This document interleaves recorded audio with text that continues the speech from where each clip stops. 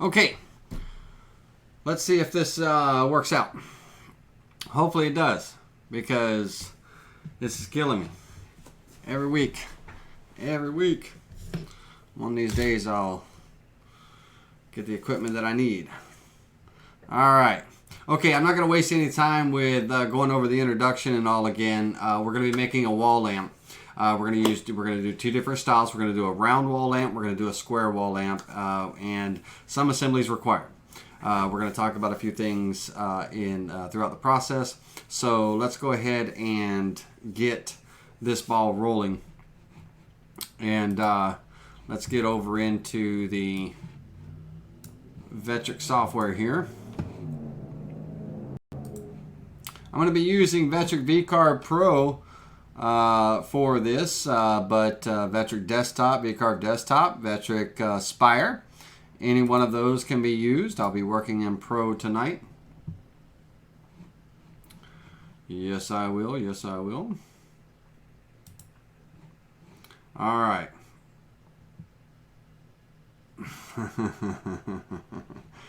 Let's hope that things stay going well and everything. Now, for these wall lamps, for the first one, I'm gonna do a 15-inch diameter. I believe it's 15 inches. Let's see here. Yes, I'm gonna do a 15-inch diameter wall light, and it's gonna be round. And I want to talk to you about we've got to be able to wrap the sidewalls around this and everything. So we're going to talk about kerf cutting a little bit, and you can either do kerf cutting of your plywood wrap or MDF, depending on if it's going to be an indoor and outdoor project. And if any of you have ever done that or tried to wrap or flex plywood or MDF around a contour or a curve, you would have to cut relief kerfs throughout that material to get it to where it's pliable and flexible work and contour and everything. We're going to talk about that, and we're going to actually draw the design for cutting kerfs and things and running the kerfs on our our CNC. But it's also something that could very easily be done for that part of the project on a table saw. Okay, so we'll talk about that in a moment. And but my actual main design is going to be 15 inches by 15 inches.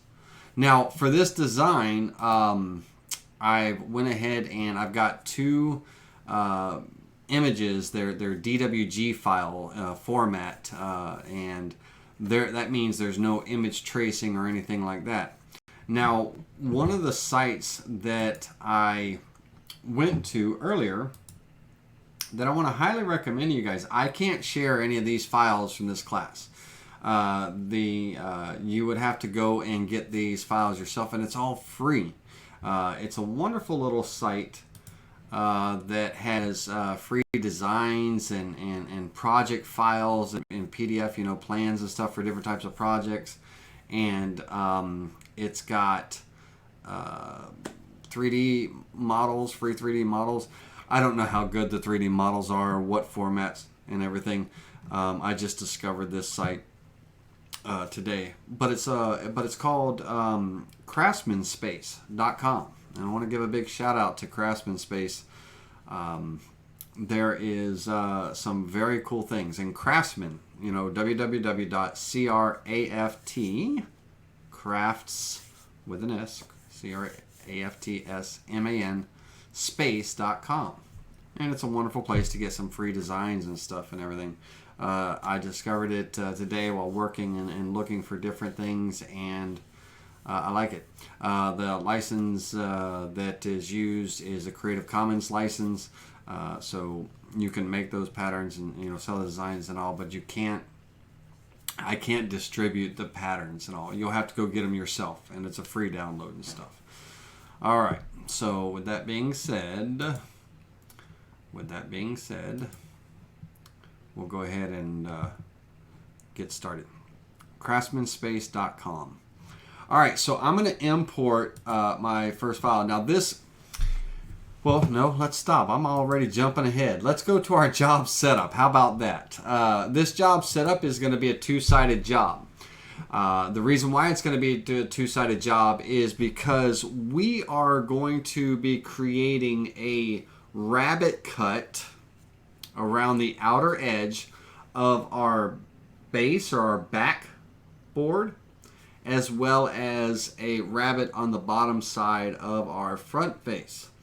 And our wrap, and especially on the circular design and everything, our wrap, whether it be MDF or plywood, whatever, decorative plywood or what have you, when we curve cut it to make it flexible to wrap around and everything, it's going to sit inside those rabbets and all, so that our back plate and our front face plate are going to be the end caps. Basically, they're going to be the face frame and the back frame and everything for this wrap. And we'll be able to glue it all together and everything.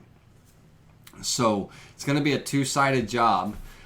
For this first design, the round design, it's going to be for me, I'm going to do a 15-inch diameter, so 15 by 15 by 3/4. Now, for me, my setup and my jig, I tell you these every week, every time we do a class, but I use my wasteboard as my Z0 position. I touch off on my wasteboard, and because I use my wasteboard and it's also a jig for clamping my material and everything, I work off the bottom left corner.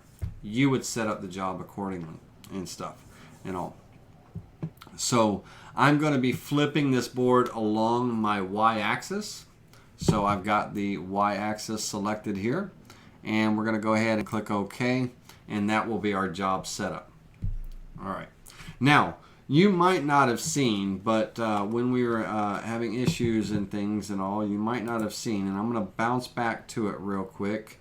I got some lights. I've got some red and green LED lights that I'm going to be putting in my lamp, my wall light. I'm gonna light it up with this, and these are sound activated, so they're USB connected. So I'll have them USB connected to a wall outlet and everything, like a USB charger, simple USB charger, and I'll have them near my television or maybe near my entertainment center or something. And whenever there's music or any sound or whatever, the lights are motion activated based on that. They kind of dance to the music and stuff. And believe it or not, I'm sure you could find these online, but we have a store here in Ocala called Five Below, meaning everything is $5 or less. And they had a ton of these and other cool things and stuff. So I bought a bunch of boxes of them. I bought some different type of all kinds of different types of lights and all, but for my lamp I'm using red and green LEDs. All right, so let's get back to our Vectric and all. All right, so yeah, Five Below, that was pretty cool, and everything. They had those, and the light strips are. I'll show you this in the small camera. The light strips are 1 meter long. Which I would say, what is 1 meter translated to imperial? About 3 foot, right? Somewhere in there, about 36 inches. And they are pretty cool. All right, so that being said, let's go ahead and let's get started. I'm going to import a vector file. I downloaded the file, the vector, as a DWG file, and you have options on that site as a DWG, EPS, or DXF. So I went with a DWG, and this is going to be the front design of my lamp. Now I think I'm going to go ahead for purposes you'll see in a moment. I'm going to actually change my job size. I'm going to go with a 16 by 16 inch. 16 by 16. I want to give myself that extra inch around because I want to do an offset on my border. Okay, and let's get that centered back up here. I'm going to do an offset on my border, which you'll see in a moment. Now, this is going to be a cut through, and we're going to have a really big chamfer on all of these inside and outside parts and all these inside pieces and everything. So we've got two sets of vectors. We've got our inside cut, which is going to be a pocket cut cutting through the material. And then we have our outside profile, which is going to be a chamfer cut. And I'm going to be using a 90-degree V-bit with a 1/2-inch head. That way I get a nice angled chamfer, and you'll see how that looks in a moment. And this would be a great cover, not only for a lamp, but maybe like a round window or something like that. It would be a really nice decorative piece that you can actually, use it all for. I like the design. I like the way it looks and all. But with this, I want to do all of my V cutting first, and I want to then go back and do the pocket cutting the rest of the way through. But I also have my other side, my rabbet, that's got to go all the way around. So what I want to do to start off with is I want to come in and I want to select this outer profile here. And this is going to be this is my original profile here. And I think when I was looking at the design earlier, when I was designing it and stuff, I thought to myself, you know what? I want to offset that outer boundary a little bit more, at least the distance of my rabbet cut that's going to be on the back, which is going to be, I'm using 1/2-inch material for that wrap around. And for those of you that don't know what I'm referring to, let me see if I can pull up a picture of Kerf Cut Plywood, Kerf Cutting Plywood. For those of you that just need a kind of a visual as to what I'm referring to. Now these are Google images, I have no claim to these images at all. They're Google. But basically, Kerf Cutting Plywood, or MDF. MDF does really well as well. But what it is, it's a system of creating relief cuts in the material so that what is a rigid board can flex. And it's a great way to do wraps around, furniture pieces or boxes, or make some pretty cool flexible chairs and things like that. But imagine if you were wrapping or enclosing a piece of furniture, or even making a piece of furniture with a single sheet of plywood or MDF. You could do the relief cuts, those kerf cuts, and allow, that's what gives it its flexibility and everything. And that's what we're going to be doing. We're going to be creating a series of kerf cuts in our material that allow that material to wrap around in, all the way around our 15-inch diameter circle and stuff. So for those of you that needed a little bit of, a little bit of a visual as far as, relief cutting or kerf cutting, it's just basically the practice of cutting away some material, creating some relief, and allowing that flexible, that's what's normally rigid material to be flexible. All right, let's get out of that. Okay, thanks Google Images for your help with that instructional thing there. All right, so as I was saying, for my rabbet cut, or for my wrap around material, I'm going to be using 1/2-inch material. So what I want to do is I want to actually offset this outer perimeter at least by that much to give myself a nice little ledge or lip and things. So that's what I'm going to do first. So over in the offset and layout tools, we're going to go ahead and offset outward. And I am using 1/2-inch material for my wrap. If you were using 3/4-inch material, I would highly advise that you would, offset it out, that much. And so what I'm going to do is I'm actually going to go a little bit more than half. I'm going to go 0.625, 5/8. And I'm going to offset that outward.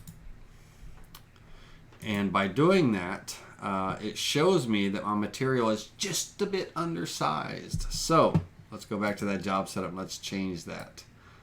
Let's go 16.5. 16 and a half. I don't want a whole lot of extra material and everything. I don't want a whole lot of extra material, so I'm just going to, just enough to get my piece on there. All right, so let's go ahead and get everything centered back up again using the alignment tool under the transform objects menu, our last icon. We're going to center the piece back up. And now this new profile out here, this is going to be my final profile cut. This is going to be my final profile cut. So what I'd like to do is I would like to take that, and as well as this inner one, and make a copy to the other side. Copy to the other side. Now I'm also going to create my alignment holes. We're only doing 2 projects tonight. It's not going to be a long class, so we're going to do things properly. And I always forget to do the alignment holes. So let's go ahead and draw them in. Now I'm going to use a 1/4 inch diameter end mill for my alignment pins, because I use little 1/4 inch shelf pins for my alignment pins. And so I'm going to throw in a alignment hole here and over here. They do not have to be in any particular position. They do not have to be aligned to each other. They can be asymmetrical, all of that wonderful stuff. All right. So now that I have my alignment holes, let's go ahead and select them, and let's copy those to the other side as well. So right click and choose copy to other side. That will give us the vectors we need for our bottom side. Now, me personally, I prefer to cut my bottom side and things like that first, and do the decorative side, which would be in this case the front side, last. That's the order I prefer cutting. So I'm going to go ahead and I'm going to switch over to the bottom side to create my toolpaths and everything. And what we're doing is we're going to create a rabbet, a 1/2 inch rabbet here. And you may want to give yourself a little bit of an allowance. Maybe like a 0.51 or something, or 0.52. Something that when you wrap your skin around the side and everything, that you're not cutting it too close, and if you need to do any sanding and everything, you can sand to a fine finish and all, and get everything nice and flush and stuff.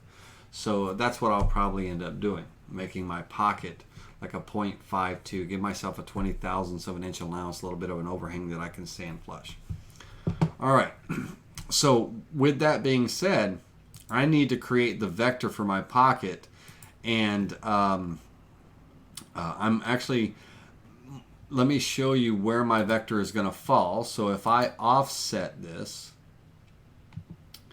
outward, I'm sorry, inward, not outward, inward, my 0.52, my pocket distance, 0.52, 1 decimal only,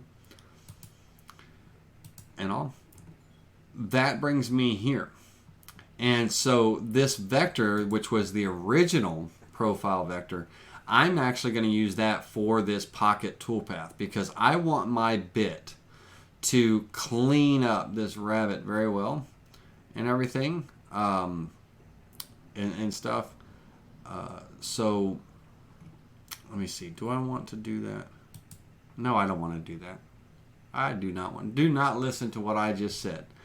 I need the other side, not the inside. I need my outside vector here.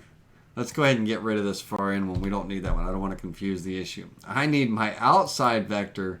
I need to give myself a little bit of a vector on the outside of it. So I'm going to go 1/16 of an inch. Oh, I went inward. Let's go outward. There we go. And this is the inside of my pocket. I want that to be that exactly 0.52 inches. But I'm going to be using this outside vector here for my pocket cut, because I want the bit to overlap that edge so it gives me a nice clean edge. It was the same thing I was saying a moment ago, but only backwards. I do not want to go inside. I want my rabbet to be from my outer profile point 5.2 inches in. So from my outer profile, which is here, 0.52 inches in, a little over half an inch. Give myself a 20,000ths of an inch allowance. Now this vector out here is basically allowing me, when I create this pocket cut, to overlap, to go over this outside vector. That way when I do my profile cut, I got a nice, clean, smooth, flat edge. So let's go ahead and do that. Let's select both of those, the far outside vector and the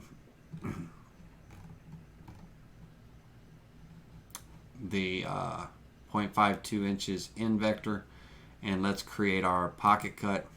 Now, because I am using 1/2 inch material and everything, that's how wide, because it's going to be up on its side. That's how wide I am. But now I need to figure out how deep I want my rabbet to be.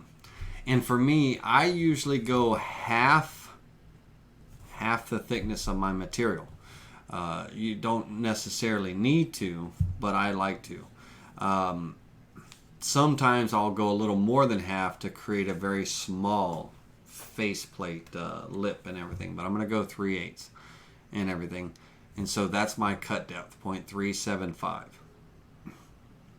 Now I'm going to use my 1/4 inch end mill for this, and I am going to do some ramping. I'm going to add a 3/4 inch ramp into this to extend, help extend the life of my bit.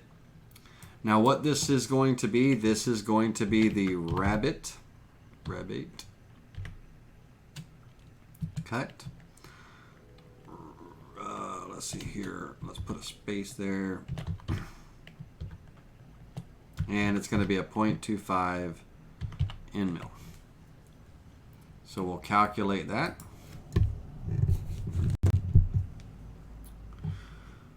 All right, so when we preview that cut, that's going to give us our 3/8 of an inch rabbet. There we go. Wonderful. All right, now let's go ahead and let's get the alignment holes drilled as well. We'll set them first in the Toolpath list, but I'm going to use a drilling operation. And I am going to be drilling 3/8 of an inch deep into the material. And this is going to be my board alignment holes. And again, that's going to be my 0.25 end mill. All right, so we'll move them up in the list. And in the Toolpath list over here, we have 2 arrows where we can position our toolpaths and kind of organize them. And I want those to be kind of first in the list. All right, so we've got our alignment holes, and which will get drilled 3/8 of an inch deep. And then we have our rabbet cut. The final cut that we need over here is I am going to go ahead and do a profile toolpath. And I'm only going to be cutting halfway through the material on this side, because when I flip the material over, I will be doing a final profile cut at the very end of side 2 for me. This is side 1 that I'm going to be cutting first. So let's go back over here. Now doing a profile cut, we're going to actually use the outer profile that of the piece, and that's going to be a profile toolpath. For this, I will be cutting 3/8 of an inch thick, deep, should I say, and I will be using a 1/4 inch end mill, and I will be on the outside of the cut. Now I'd like to add tabs to this, and I'd like the tabs to be 1/4 of an inch wide and 1/16 of an inch thick, because when I do the side 2 and create the tabs for that, that will be 1/16 of an inch thick tab as well, and what that will end up giving me is a 1/8 inch thick tab, which is all I want. And so I'm going to go ahead and click on edit, and let's get our board back into position here so we can see the whole thing. And I want to put a couple of tabs because when I do this profile cut, there's not going to be, well, I mean, there's going to be 3/4 of an inch material, but at the end of the job, when everything gets cut out, there's not going to be any material on these sides and everything. So what I'm going to do is I'm actually going to put 2 tabs on each of these 4 corner parts.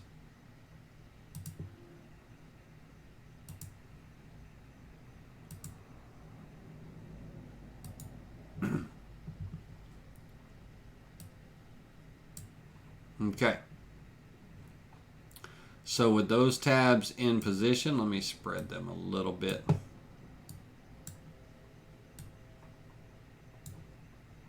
little bit of spreading. All right, with those tabs in position, we can go ahead and come down. Now, I would also like to add some ramps to this toolpath, and I'm just going to do a zigzag ramp. I'm not going to do a spiral ramp or anything. And the distance of the ramp, I'm going to do a, I'll do a 3/4 inch ramp as well for that. And this is going to be my outer profile cut. And I'm putting that name down at the bottom. Outer profile cut, bottom right of the toolpath. And it's going to be a 0.25 end mill as well. And let's see here. We've got everything, so we can go ahead and calculate that out.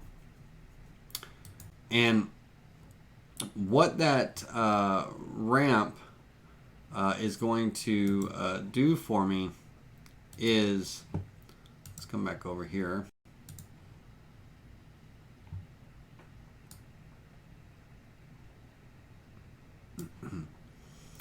As that bit, let's zoom into that ramp area. So that bit is going to travel at a distance of 3/4 of an inch, the length of my ramp, back and forth, and it's going to zigzag, and it's slowly going to drop to its first pass depth in that 3/4 of an inch in one direction, 3/4 of an inch in another to the first pass depth, and then it's going to come around and make that first cut. Then it's going to ramp again, slowly dropping down in that zigzag motion, and then make the second pass and then the third pass. Okay, so this allows my bit to not work as hard. It's cutting on one side of the bit, and it is taking less material as it comes through. So it's kind of evenly cutting in both directions, that back and forth motion, and then it's cutting around, and then back and forth, and then around. And that's going to help kind of a little bit on the wear and tear on my bit. Help reduce the heat and stuff too, and also help eliminate the witness marks and stuff that I would get if I was doing just a simple profile cut, drop, profile cut, drop, profile cut, drop, you know, and everything. All right, so that takes care of the 3 tool paths for my bottom side of my material. Now, the only thing that I need to think about is, do I want to put a keyhole on this backside or anything like that? And the answer to that question is no. The reason being is this is the front piece. This is the front cover. We're going to be making an identical blank back cover with the same rabbet and cutout and stuff that will be our back plate to this project. And on that one, I will most likely have a keyhole, maybe, you know, a way to hang this. I might do a keyhole toolpath, and we'll create that. But this is our front piece. This is our decorative front piece, so we don't want anything else on the back except for what we have here.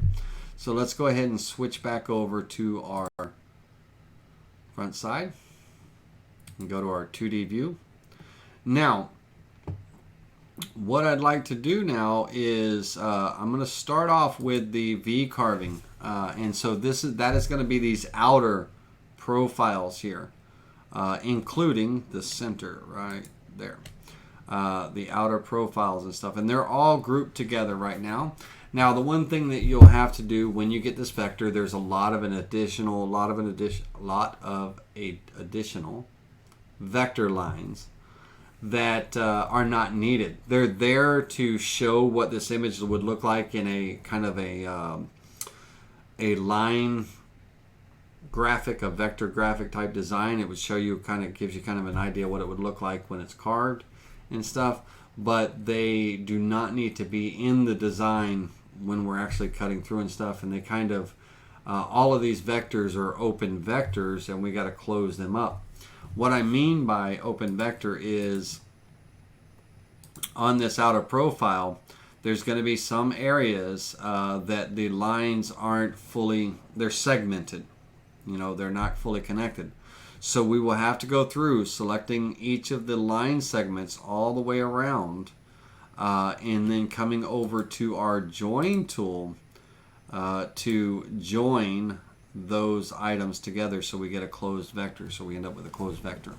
Now, I've already done that on this one, but you'll be able to see in the next design, because the next design is working raw, and I haven't done any cleanup or anything on that. I did clean this one up for time's sake, so we could move on to the second one, because it's going to be the same procedures, but the second one is going to be square. So we're not going to wrap plywood or anything around that unless we don't want a square box. If we want nice radiused curves, you know, on that square, then absolutely that would be the ideal situation to create those curve cuts in the corners to get that nice wrap and all and everything. And if we're doing just a square box, then we're going to create our, you know, rails and stiles of that, you know, a square frame basically. We would end up miter cutting them or something, or butt joining them, however you want to do that and stuff. But I think I'm going to do the radius corners, so we're going to do the kerf cutting, you know, which we're going to be getting into in just a minute. All right, so for that, let's go ahead and let's reselect these outside vectors. Let's close that tool and reselect these outside vectors and everything. And now this is going to be a pocket cut. Well, actually, I'm sorry. It's going to be a profile cut, not a pocket cut. And we're going to be cutting with this 90-degree V-bit almost all the way through our material. I mean, literally almost all the way through our material. And so for this piece, I'm going to go about 5/8. I'm going to give myself, I'll leave myself a little 1/8 of an inch lip at the bottom. So I'm going to go 0.625 inches. And I'm going to be using a 1/2 inch diameter head, 90-degree V-bit for that. Now, on that, I do want to be on the inside of the cut and everything for this. All right. Now, if the profile does not give me the look that I want, and I'll know in 2 seconds when I calculate this if it's going to do what I want to do in these sharp corner areas here and stuff. If it doesn't, then I'm going to end up creating another set of vectors and doing a pocket cut and stuff. But let's take a look and see what this does for us. So cutting 5/8 of an inch deep, 90 degrees with a 1/2 inch head on there, cutting on the inside of the line. We're not cutting anything out, so we don't need tabs, don't need ramps or anything like that. It's just going to go around and down. Well, I'll tell you what, let's add a bit of a ramp. And I'll do a zigzag ramp, and let's see, this is a 1/2 inch head, so I'm going to go 1 inch, twice the diameter of the bit. And this is going to be my inside profile cut, and it's a 90 DEG V-bit. Now, I'm not sure. I'm not 100% sure if the profile cut is going to give me the look that I want. You know, but we're gonna find out here. So you can see all the ramping motion and stuff. We got some ramping. This will help again keep that bit nice and cool and help extend the life of it. All right, let's go ahead and preview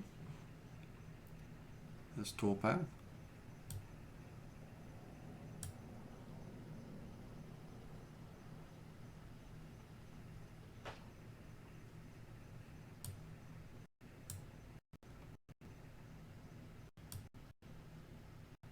Okay, that is not the look that I want. Because it's a profile cut and everything, what's happening is I'm getting these straight edges and everything, and I want nice V-shaped edges and all. So what we're going to do is we're going to do it as a V-cut toolpath, and not a profile. I do not want that. See how that straight edge, because that V bit has about a 0.2 cutting flute on the V, and then it straightens out, you know, at the end of those flutes and all. That's that look we're getting. So our V is all the way at the bottom of the cut, and I want this transition Ving down all the way from the top. So we are not going to do that. That is not the look that I want. So we're going to go ahead and delete this, and let's reset this preview, and let's go in here and let's do this as a V cut.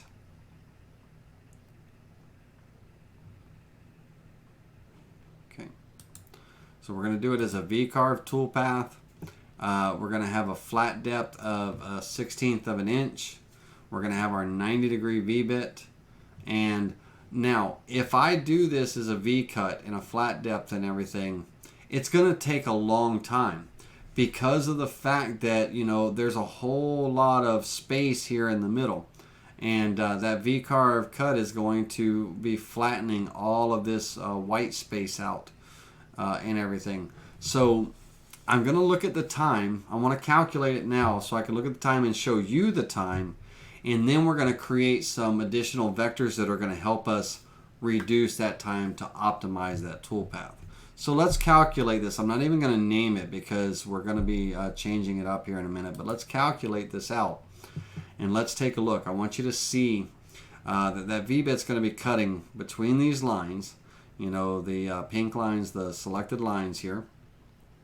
And what this is going to do is this is going to give me that nice V cut from the top of the board all the way down to my 5/8 of an inch and everything. And that's what I want. So when we look at this and we preview that selected toolpath, so we get that nice chamfer from the top of the board all the way down. All the way down. And that's what I want. That's what makes this design very cool to look at and everything. But notice how it is having to clear out all that center area and everything when performing this V-cut and stuff. And that takes time. That takes a lot of time. So let's look at the time. And the time is based on my machine and everything, and based on my feed rate for my bits and all, and it's calculated at 8 hours. What? Yeah, 8 hours. No, we're not going to do that. You know, that's ridiculous. Okay, redunculous. All right. So what we're going to do is we're going to optimize this toolpath quite a bit, so we don't have to do it's all that flat work that's causing us to have that issue. So what we're going to do is we're actually going to take this vector. Let's deselect everything. These inside vectors, we're actually going to take these inside vectors here, and we're going to offset them inward to, you know, a good amount. so that we're not flattening out all of this inner area. We're only going to be flattening, between 2 points. And I can't just use these 2 vectors. I can't do that because I'm not going to get enough depth out of my bit. The line spacing isn't wide enough for a V-cut to cut down to that 5/8 of an inch deep. So I got to offset these inward a bit to create my 2 vectors that I need to cut this V-carve between. So I want to have sharp corners. I want to maintain the sharp corners on these inner vectors when it offsets them. And I want to offset this in about 1/4 of an inch. Now, if I lose any vectors in here, then I'll address that in a moment.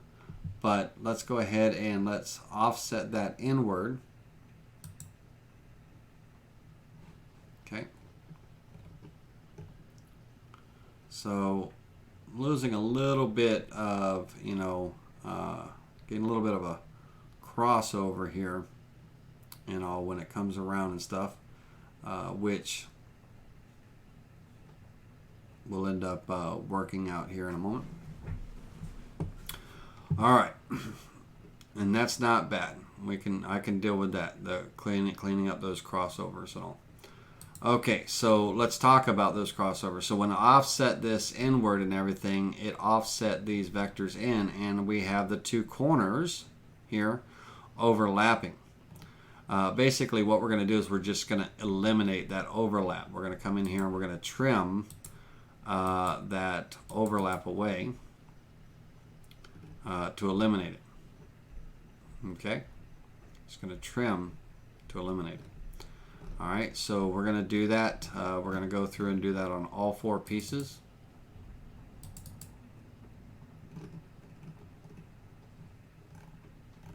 Uh, 5 pieces, I think it is. 1. All the way around.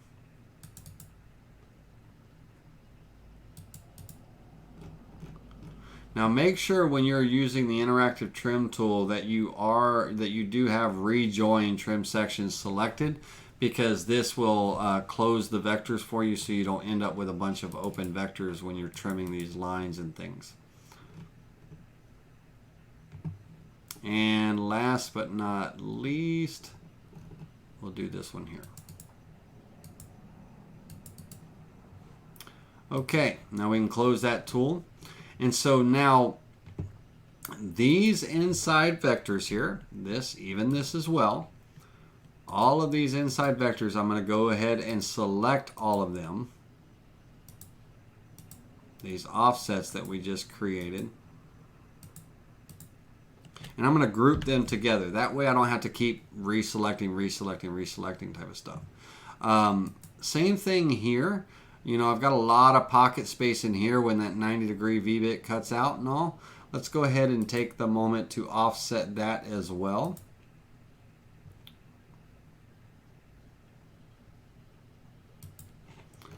And should be good there. Okay, so let's, with those selected, let's actually, I'm going to ungroup real quick, hold down my shift key, select this inner vector as well, and regroup. Now grouping, the group tool is the 4th icon on the edit objects menu over on your left, but it's also the letter G key on your keyboard. The keyboard shortcut for group is the letter G, U is ungroup. All right, so now that we have that group selected, we can go ahead and once again, I'm going to reopen this V-carve toolpath here. And now I'm going to select my original vectors are selected. I'm going to go ahead and select my new vectors, and I'm going to go ahead and name this now. So this is going to be my, and I'm going to call it a chamfer cut because literally that's kind of what it is.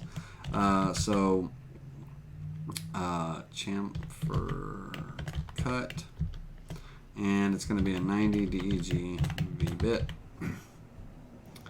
And let's click calculate.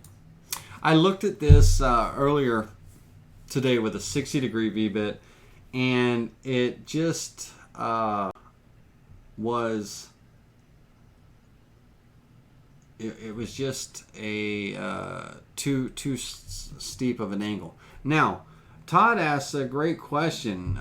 Says, Laney, why don't you just use a flat area clearance tool?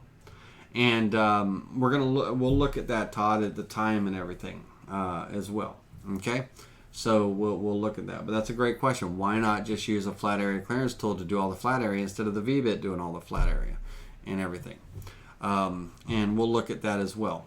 So let's go ahead and first of all, let's reset this toolpath, and let's make sure that this cut gives me what I want.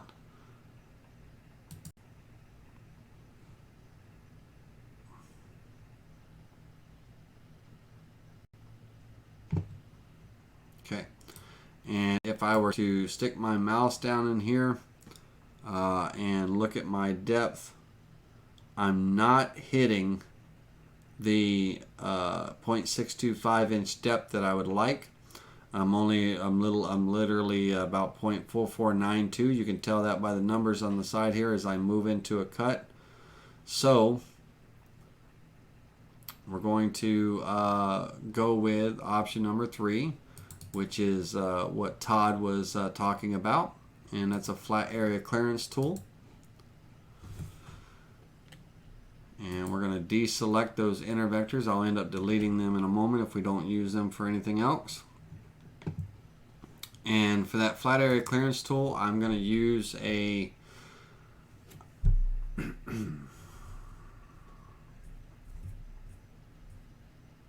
I'll use a 1/4 inch end mill. I'd probably like to use a 1/2 inch or 3/8, but a 1/4 inch will be fine.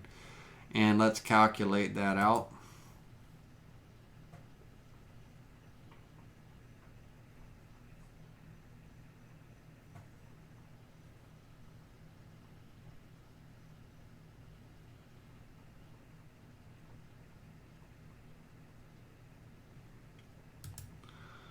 Alright, so let's look at what we've got going on here. So now we have 2 toolpaths, one for our pocket cut.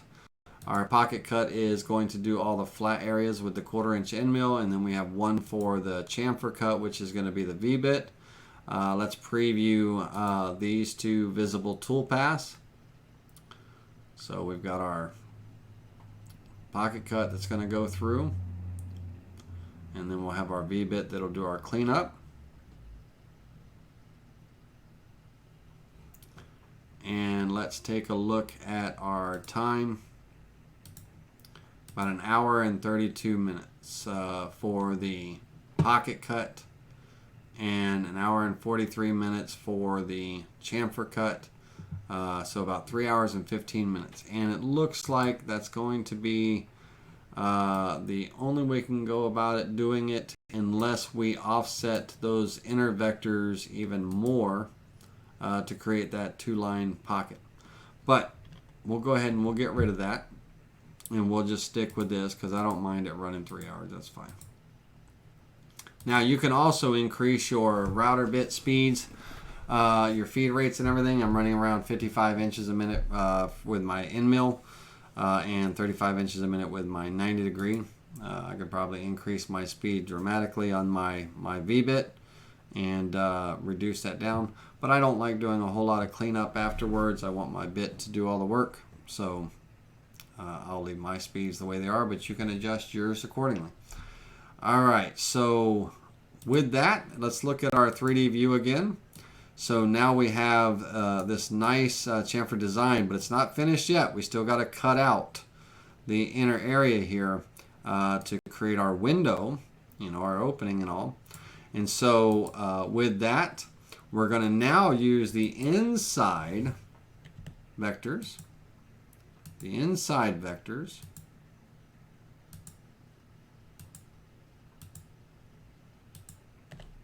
And we're going to do a profile cut on the inside of the line. And I'm going to go all the way through my material now, 0.625, or not, what did I just say? 0.75. And I'm going to be using a 1/4 inch end mill.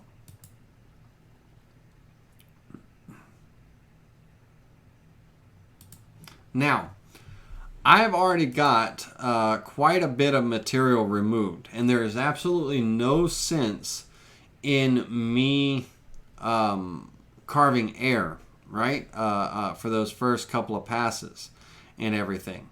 There's no point of it and everything. So my cut is down to 5/8 of an inch deep.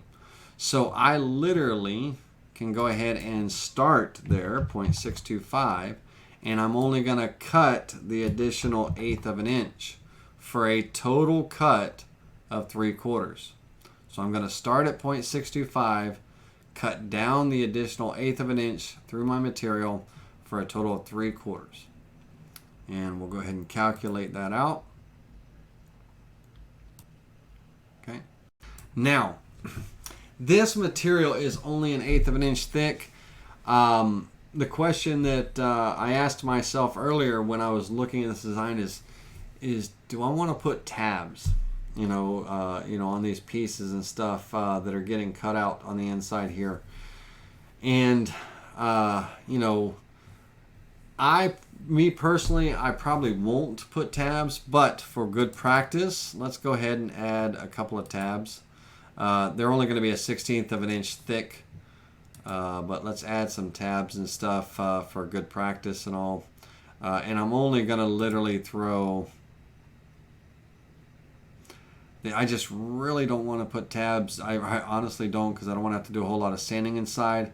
So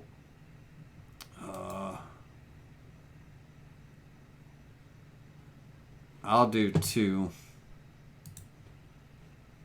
Alright, let's get rid of those.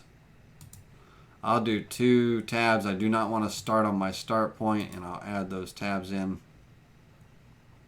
Okay. And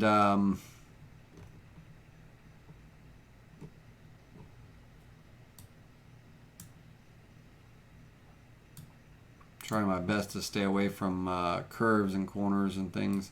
That's in the center of that flat, so that's good. Okay, so we'll close that and we'll calculate this, and this will be our inner profile cutout, and it's a 0.25 mil.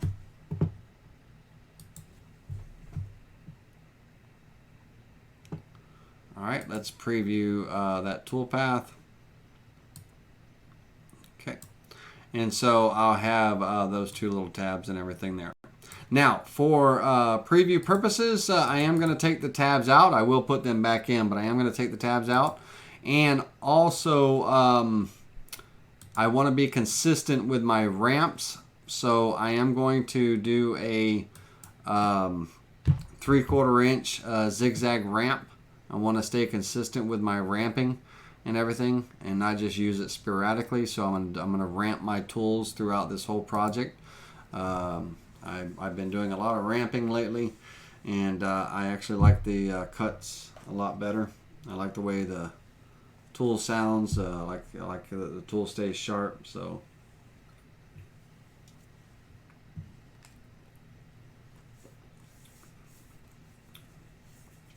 All right. So, all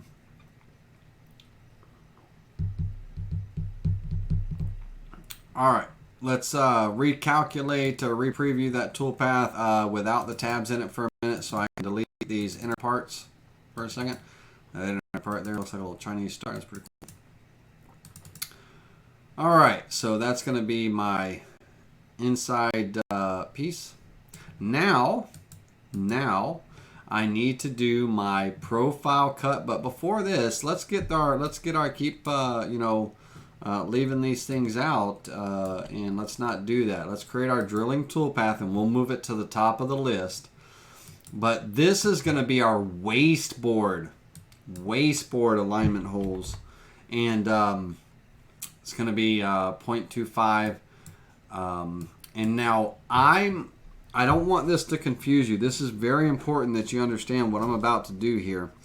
I work off the bottom of my material. My waste board is 0. Okay?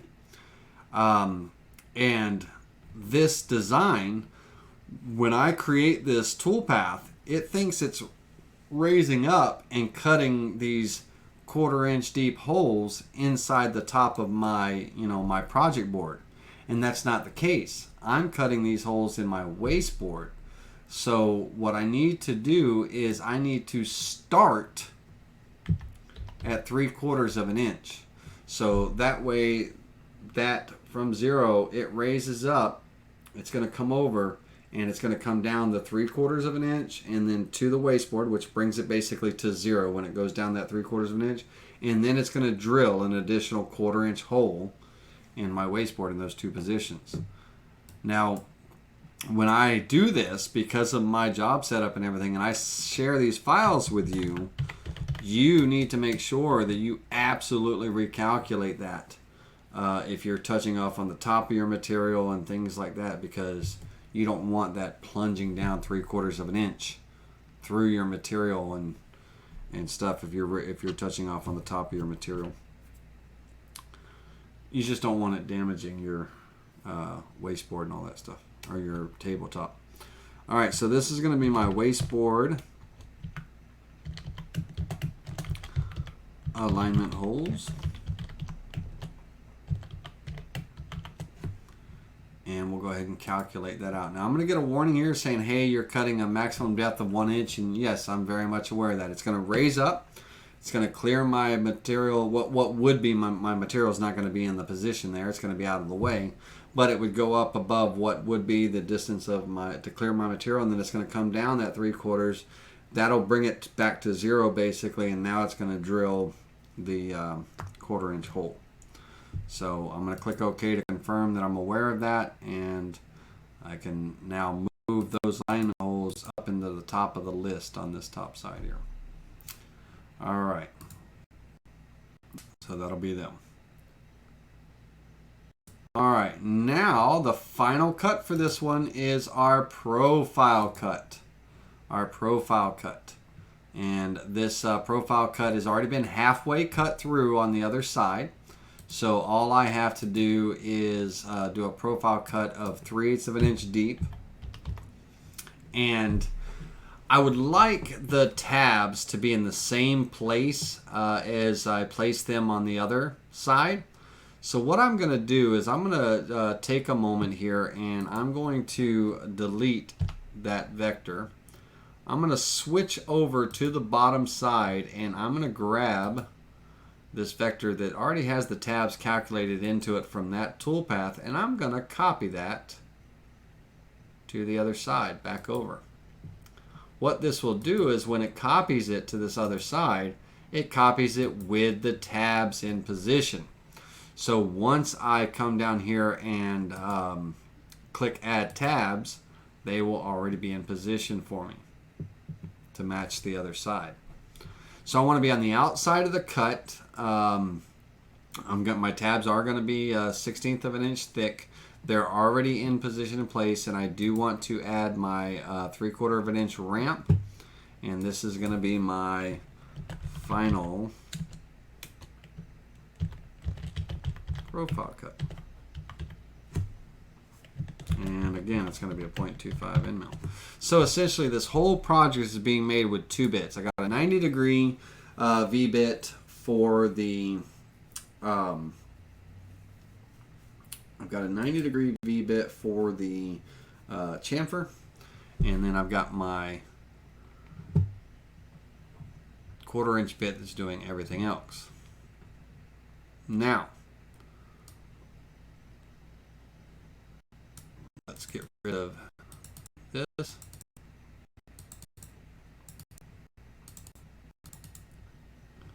And let's flip over here and preview these tool paths on the back side so we can see this project in its entirety.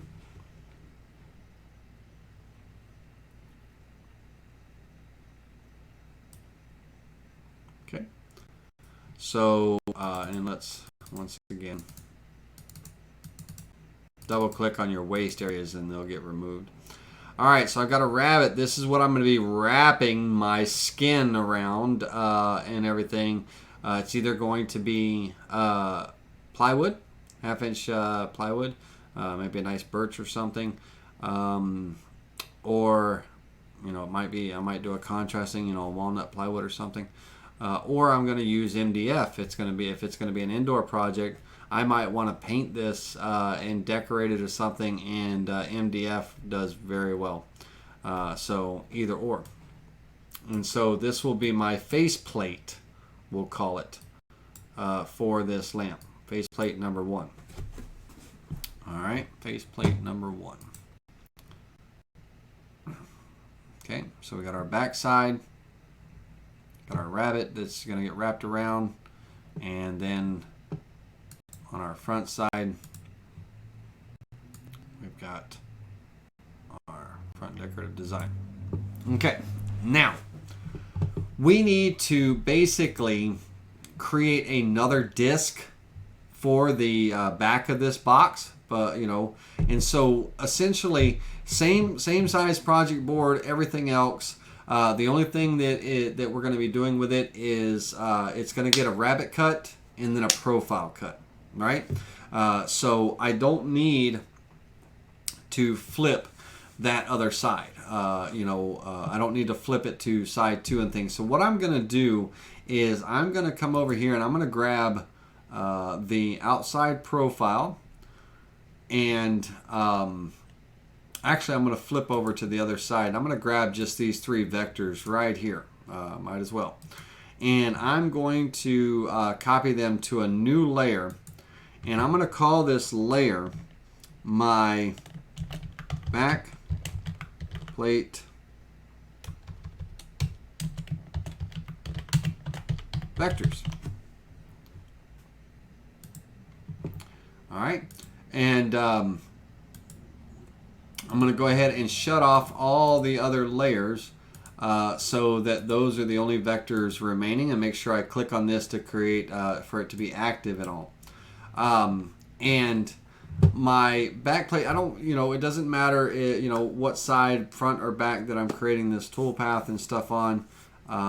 So I'll just leave them here and just create the toolpath here. And so all we're going to do on this one, very simple, is we're going to select the most outer vector and then the most inner vector, and we're going to create a pocket toolpath.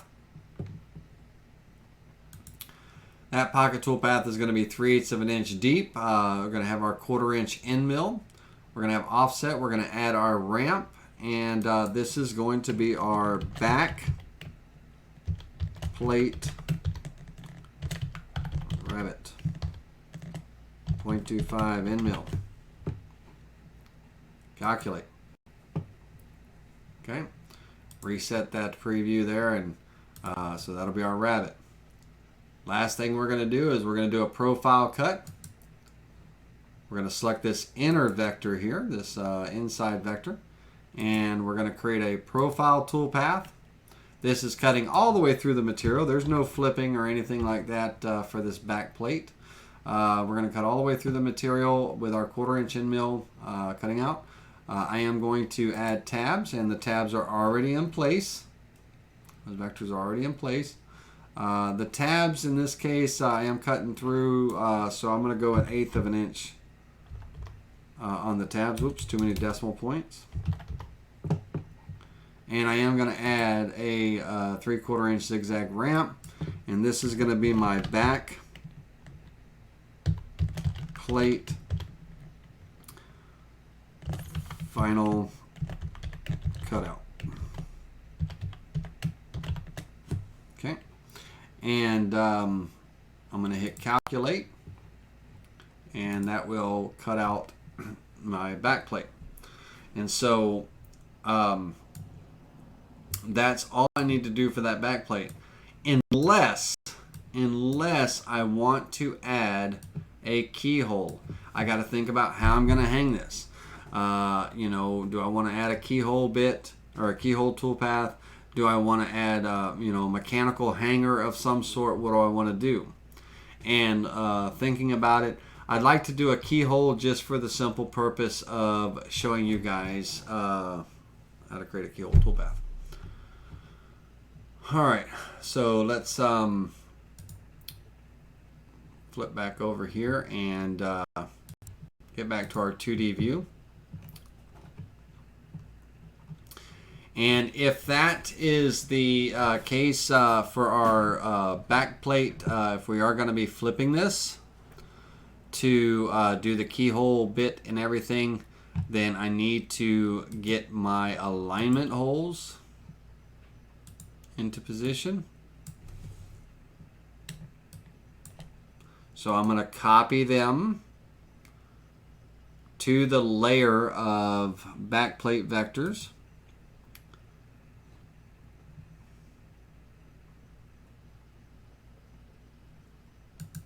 And turn those off. And then with those selected and making sure that backplate vectors, my layer that I'm working in, is active, I'm going to select both of these and copy them to the other side.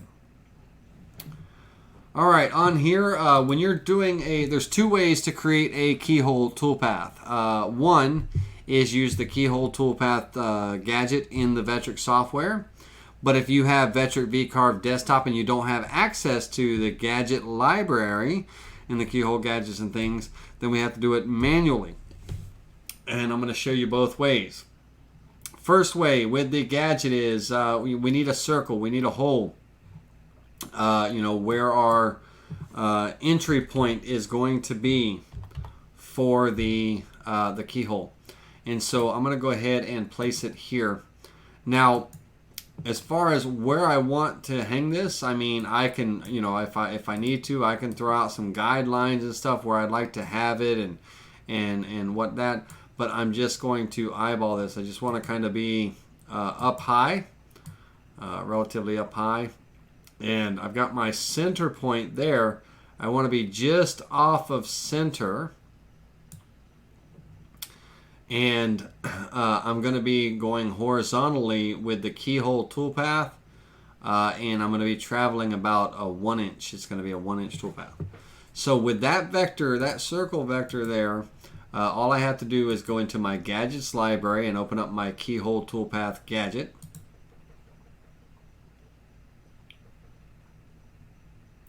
And my depth of my slot is going to be 1/4 inch deep. The length of my slot is going to be 1 inch. I'm going to go horizontal left to right because my hole is on my entry point is on the left side. Go left to right. My entry hole diameter is going to be 3/8 of an inch.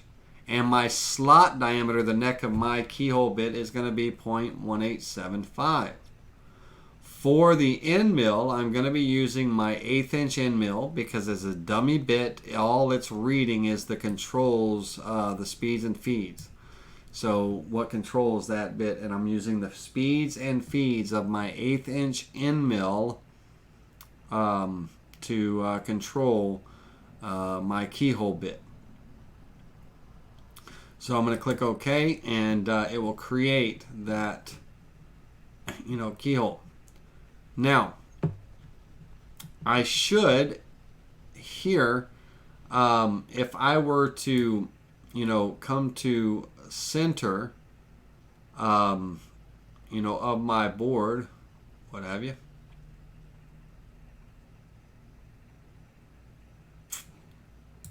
Let me see here.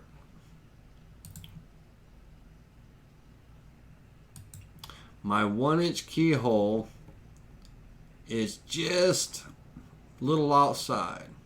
What's that? How's that baseball theory go? Just a bit outside. So let's go ahead and get. Let me see here. Snap to it. There we go. All right. So I'm going to go ahead and delete that keyhole toolpath. I'm going to delete that vector that was created, and I'm going to bump this start point over a little bit. And I'm going to go back into my gadget. Keep everything the same except for my slot. I'm actually going to go 1 1/4 inch. And I'm just going to click OK again to create that. There we go. That way my slot is roughly about center of my material. Okay, so that'll give me my keyhole toolpath for the back and everything. I need to create the let's rename this. Let's rename this for back plate keyhole toolpath.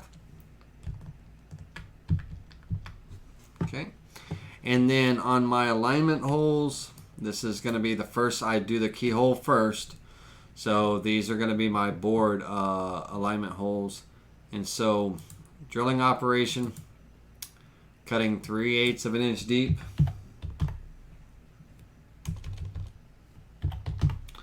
Quarter inch end mill. Let's see here. This is going to be my board back plate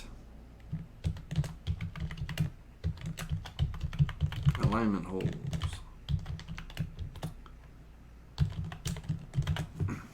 All right, my back plate board alignment holes with a 1/4 inch end mill. We'll calculate that out. All right, and so if we were to preview those visible toolpaths, now you're not going to see a keyhole slot. You're just going to see a slot, because of that 1/8 inch dummy end mill. You won't see the opening and all. All right, so with that, let's flip back over to the other side here, and let's create our wasteboard alignment holes toolpath. Drilling operation.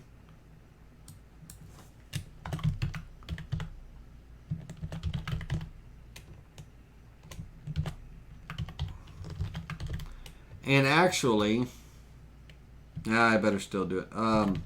Because the holes are going to be in the same position as I haven't moved them from the front plate, and it's the same board and everything, I could still use those, the original holes that I drilled. It just depends on which piece that I run first. But just for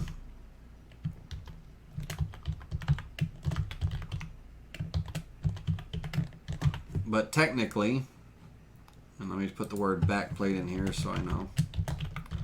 But technically, I don't necessarily need to create this toolpath because I already have one that exists on the same hole positioning. So that's just kind of something to think about. All right, so we've got our wasteboard alignment holes, we've got our board alignment holes, we've got our keyhole bit and everything. So that finishes up the front and the back of our project. But let's take a real quick look at our keyhole toolpath for those of you that are using Vectric V-Carve Desktop, and let me show you how we would create a toolpath for our project without access to the gadget. Basically, we're going to use our rectangle tool here, and on our rectangle tool, depending on how wide you want your keyhole slot to be, that's going to be your width. But the height is going to be 0.001. 0.001. Okay, so we've got a rectangle with a height of 0.001. Now I'm gonna take and double click on this and put it in transform mode, and I'm gonna grab this center here, and I'm going to move it to find my center point of my circle that I've got going on here and all. Okay, and then what I need to do is I need to come over here, and I'm going to go into node editing, and I'm going to remove this span, this line here. So I have an entry and an exit point. So that bit's going to come in, it's going to plunge in, it's going to cut here, move over that 0.001, that 1/1000th of an inch, and then it's going to come back out, and it's going to exit out of that same hole just 1/1000th of an inch more, and you won't even notice. So we're going to create the toolpath for this. This would be a profile toolpath. The cut depth would be the depth of our slot In my case, the depth of my slot is 1/4 of an inch deep. The end mill that I'm going to be using is still going to be my dummy end mill, because I am going to be using the keyhole bit for this, but I will be using a dummy end mill for the speeds and feeds. I'm going to be on the line for this, and then I'm going to I give this a name as Keyhole Toolpath. I'm going to calculate that toolpath. Okay, now let's take a close look at this.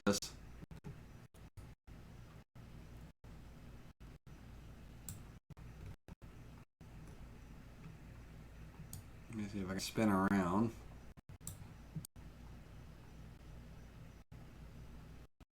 Okay, so what we've got is, and let's see if I can bring that down a little bit. Control down. All right, what we've got is our bit's going to come in, and it's going to come in. And notice now I've got 2 passes here. That's a no-no. We got to go back in here. We got to edit our passes to 1 pass. Do not do it in 2 passes. That will defeat the whole purpose of a keyhole bit. So set those passes to 1 pass. Come on now. And everything. Don't do it as 2. So be sure you keep an eye on that. Let me recalculate that. All right. So my bit is going to come down. It's going to come over, travel over that thousandths of an inch, and it's going to come back and then up out of that same hole and then return back home. And that's going to give me the same result as if I were using the keyhole toolpath. So for those of you that have your Vectric V-Carve desktop software, if you need to create keyholes, pretty much what you would do. All right, alrighty. Okay, let's get off of this. Easy enough. We got our first piece and our back piece and everything. I'm going to show you our square design, but first let's talk about some kerf cutting and everything. And I'm going to go ahead and open up a second Vectric for this. And by the way, let's take a quick second. Let's be smart about what we're doing, and let's save our work.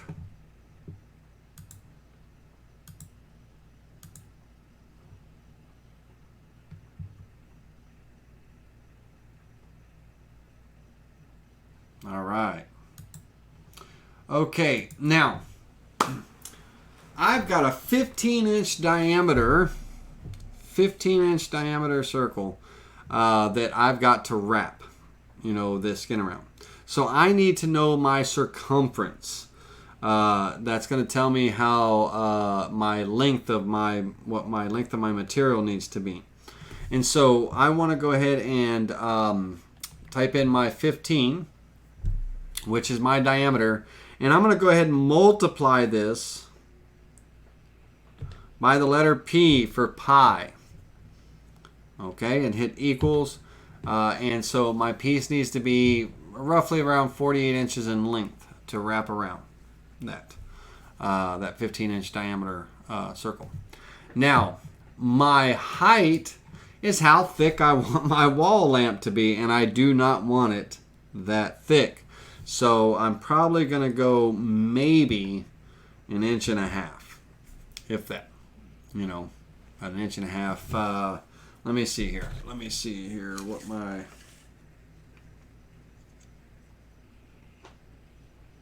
I'm going to be recessed already. Hold on. I got to think about this. I'm going to be recessed already because of the rabbits. So that's 3/8 and 3/8. That's 3/4. So I want to add that back in. And then I don't need a whole lot of room. It doesn't have to be very deep. It's going to be shallow with the lighting. I'm going to go 3 inches. 3 inches. So on my height, I'm going to go 3 inch with a 3-inch board. All right. Now, and it's going to be a 1/2 inch thick. That's the material I'm using, a 1/2 inch thick. Again, I work off the machine bottom for my Z0 position, the materials bottom, which is my waste board. And I'm working from the bottom left corner as my XY datum, my start point.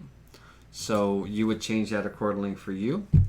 And now I want to go ahead and I'm going to start at a 1/2 inch in. So I'm going to create a line on the edge here. And I'm just going to take that line and I'm going to move it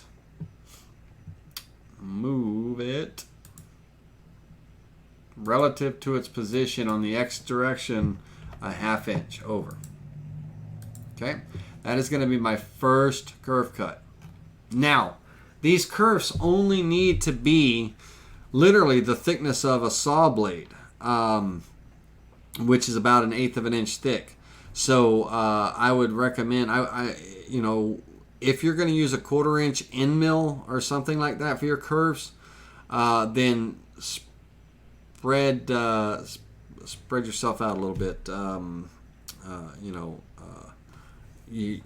But if you're gonna because you won't need as many kerfs if you're going to use a wider bit, because you're taking more material out, between that. But if you're going to use an 1/8 inch end mill or even your table saw, 1/2 inch spacing all the way down the length should give us enough flexibility for our wrap all the way around.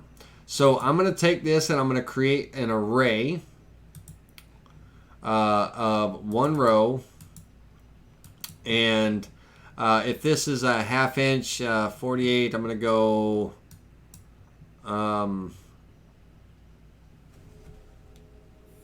24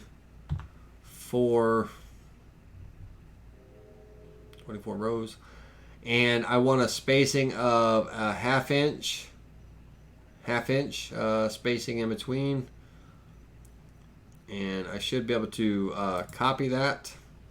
And let me see here, I just want to make sure my numbers are right. Let's close that for 1 second. Oh, work with me here.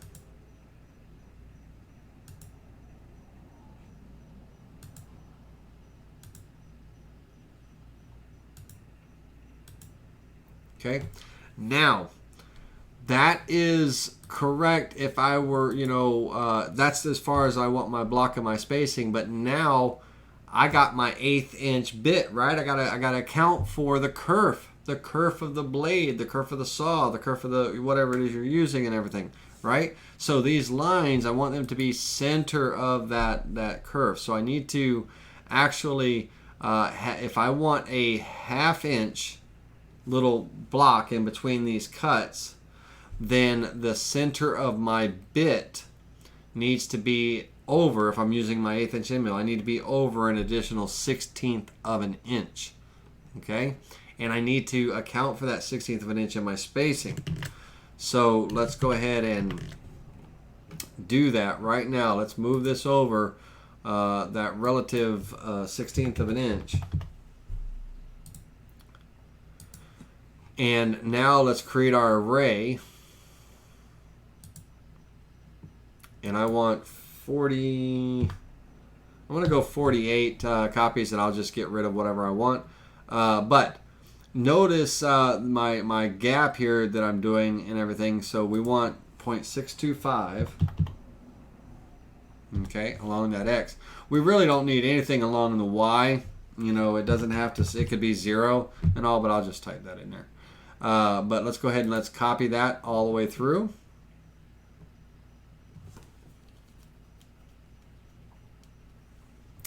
Those aren't inches. I've typed in 48 like it was 48 inches. I'm such a nerd tonight, dummy. Okay, here we go. I need 48. Yeah, 62.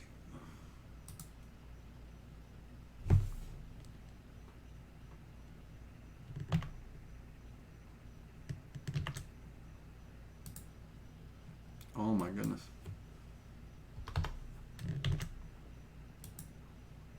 There we go. All right, and I do not want this one on the end, so let's go ahead and delete that. I ended up having to create 75 copies. So imagine if you were on a table saw doing your kerf cut with your miter gauge or what have you. you'd be making 75 cuts, kerf cuts and all. It's a tedious process, but hey, it is what it is. It's a tedious process. Now on my end here, I'm more than a half an inch, but that's fine. If that troubles me or if that worries me, you know, or anything like that, then I can always center these up. You know, I can just center them up onto the material and give myself equal spacing on both ends and everything. It doesn't matter. All right, so if I were using my router now, I have a 24 by 40 inch cutting area on my CNC. What this means for me is I'm going to do this in 2 stages, okay? I could tile it, right? I could very easily tile it, but my jig that I have on my table saw has a stop, you know, where it is and everything. So all I'm going to do is I'm going to do half of my board within my cutting area, and then I'm just going to flip the board and do the other set of vectors, the other half, and all to stay within my cutting area. If you're on a mini carver, if you're a digital wood carver owner and you have a mini carver or a small CNC mini carver, you have a 24-inch cutting area. You're most likely for this job, if you're not going to do it on a table saw and you want to do it on your CNC, you absolutely have to do tiling anyway, because 1, it's longer than the cutting area, but 2, because of the 25-inch by 25-inch size limit in the Vectric VCarve desktop software, you're going to have to tile this job anyway. Okay, so you have to do tiling. But for me, I'm going to do it in 2 stages. I'm going to cut half of them, and then I'll cut the other half. And so basically, I'll pick a certain amount, and I'll create that toolpath, and it's going to be a profile cut. Now here's the kicker. If you're using MDF, you're nearly cutting all the way through. You're going to leave about 3/30 seconds of material. 3/30 seconds of material. Okay? You're going to leave a small skin. If you're cutting plywood, then you're almost cutting to the outside veneer.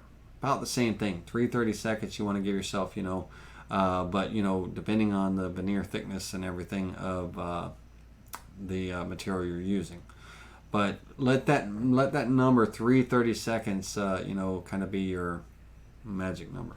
But that's what you're cutting to. So you're cutting nearly completely through this material, but you're leaving 3/30 seconds.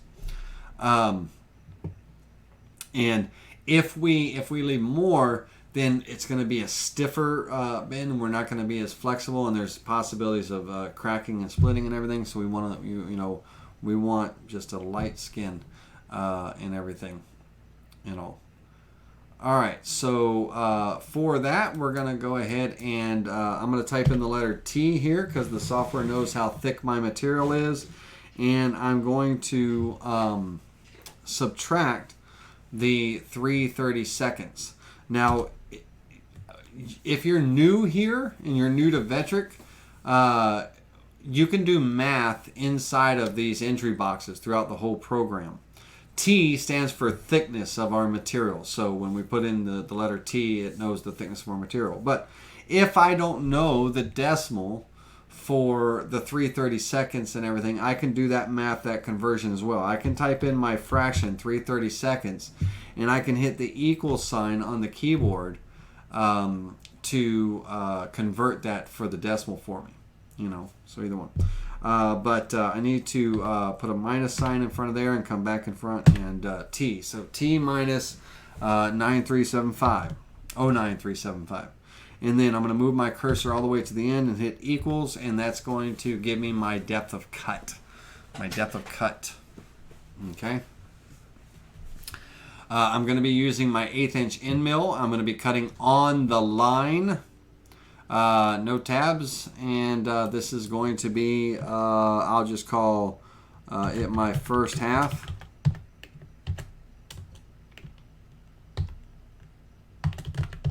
Kerf cut. 0.125 end mill.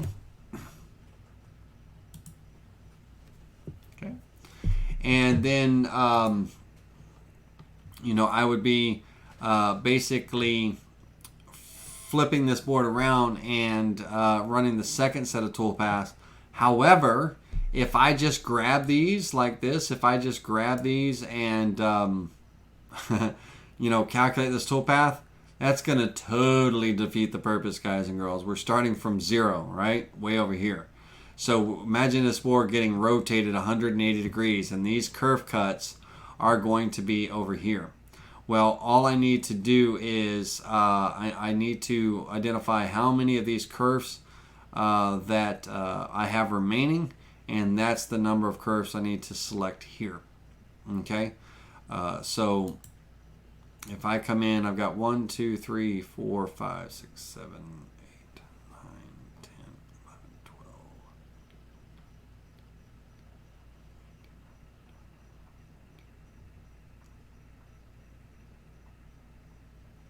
30.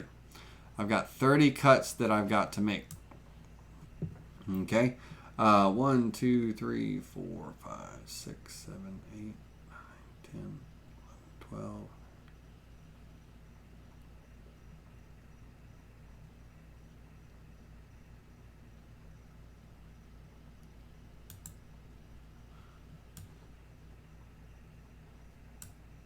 Okay, with those vectors selected, I'm going to create another set of toolpaths, profile toolpath. Same parameters on that, and we're going to go ahead and calculate that. All right, oh, I forgot to give it a name. Let me rename this. This is going to be my second half. Yeah, don't go selecting that back half and then trying to calculate that toolpath, or it's just going to be a bad day. You know, because we're flipping that board around. We're starting from 0 on the other side. Okay.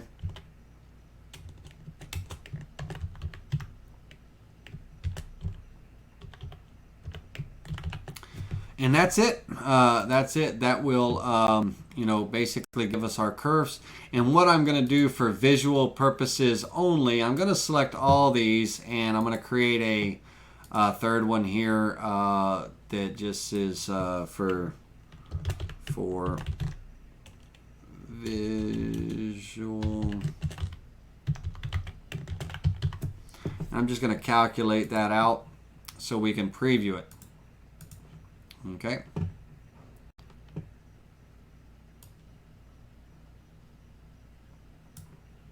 All right. So what we're going to end up with is this, and that should give us plenty of kerf to wrap this around. I wonder if, let me see here. I don't know if it'll do it. I don't think it will.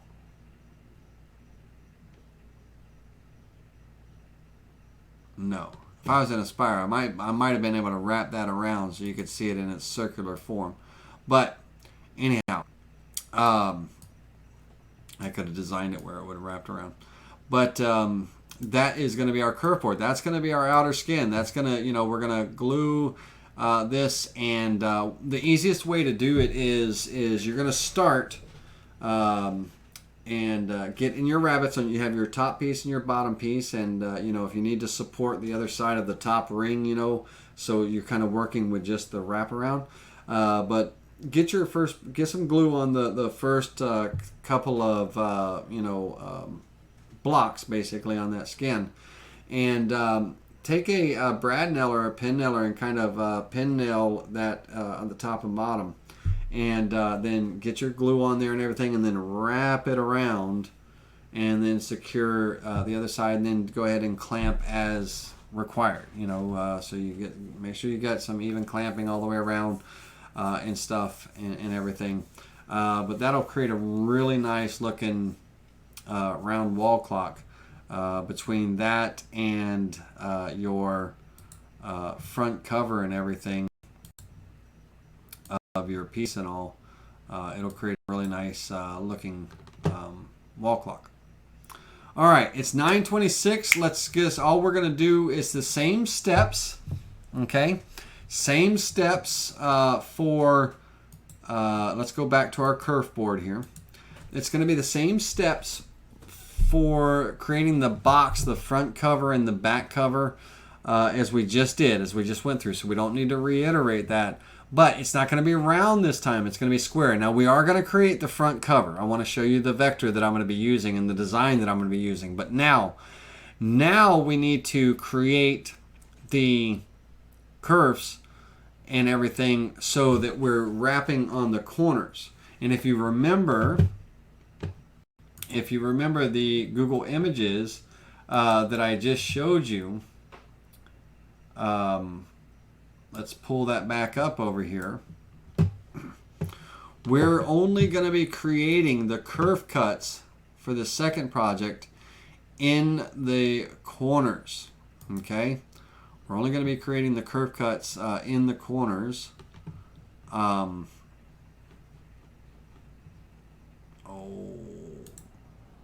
I clicked the wrong button.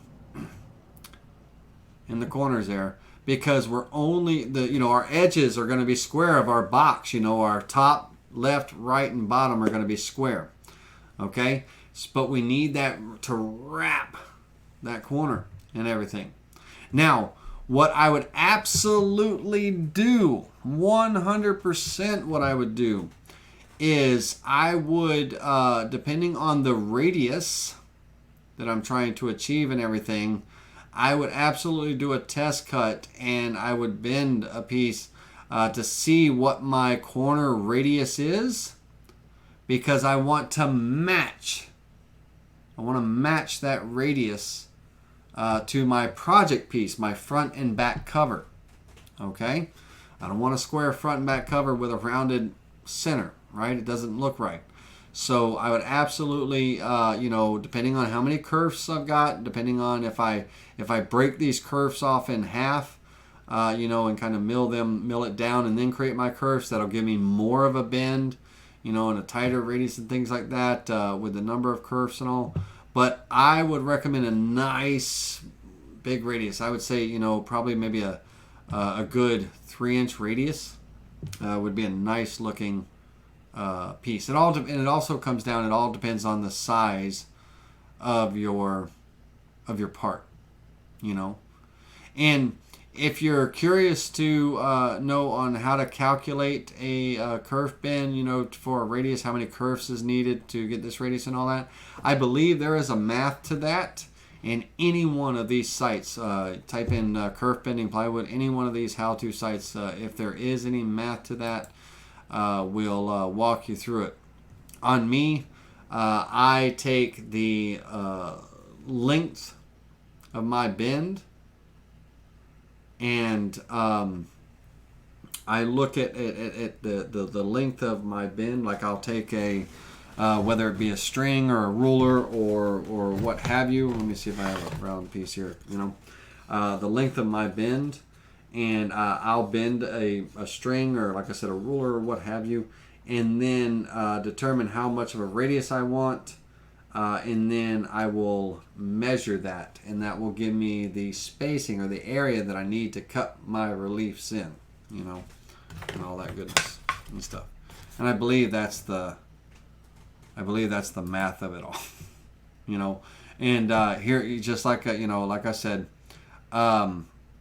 The kerf spacing, kerf bending formula, trim molding, and all that stuff. You can find those online. Google it, and you'll find diagrams like this all day long. This is something off of Pinterest and stuff. Okay, all right.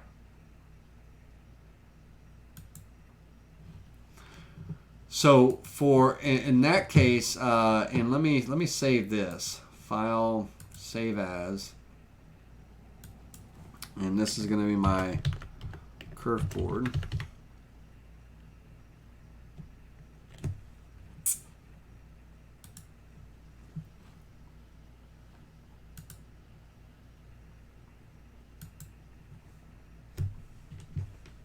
Okay. All right. So on this one, now my kerf board kind of plays a big role here, and what I'm going to do is I'm going to take these vectors and I'm going to copy them to another layer, and I'm going to call this my circular lamp vectors.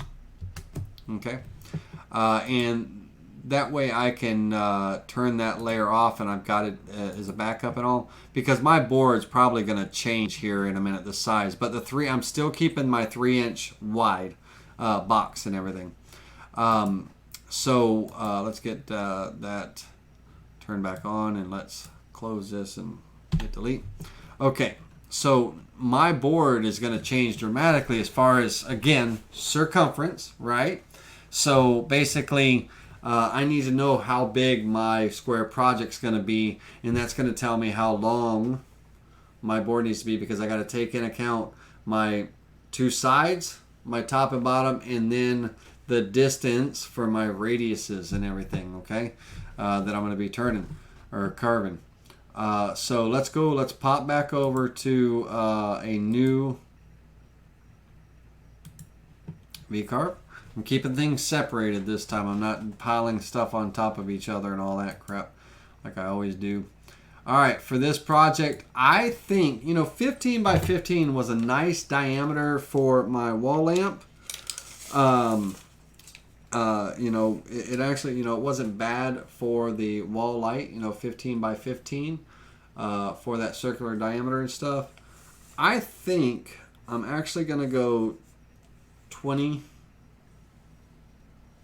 by 20 on my square piece. So I'm going to go 20 inches by 20 inches, and this is a double-sided job because we have the rabbit cut in the back, remember? And it's going to be 3/4 of an inch thick. I will be working off of my machine bed, my wasteboard, and bottom left corner, and I will be flipping along the y-axis. So with that set up there, right out of the gate, I'm going to go ahead and just jump in and create my 2, oops, that whole diameter is too big. Bear with me a second. I'm going to go ahead and create my alignment pin holes.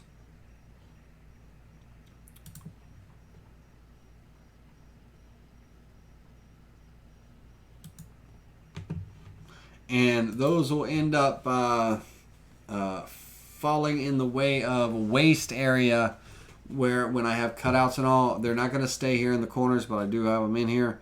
They're actually going to go in the waste area because I'm going to be using a lot this 20 by 20.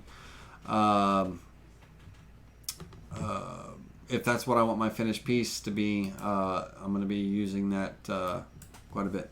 And so because I just said that, it made me think, you know what, I better give myself a couple of inches. Size matters. Here we go.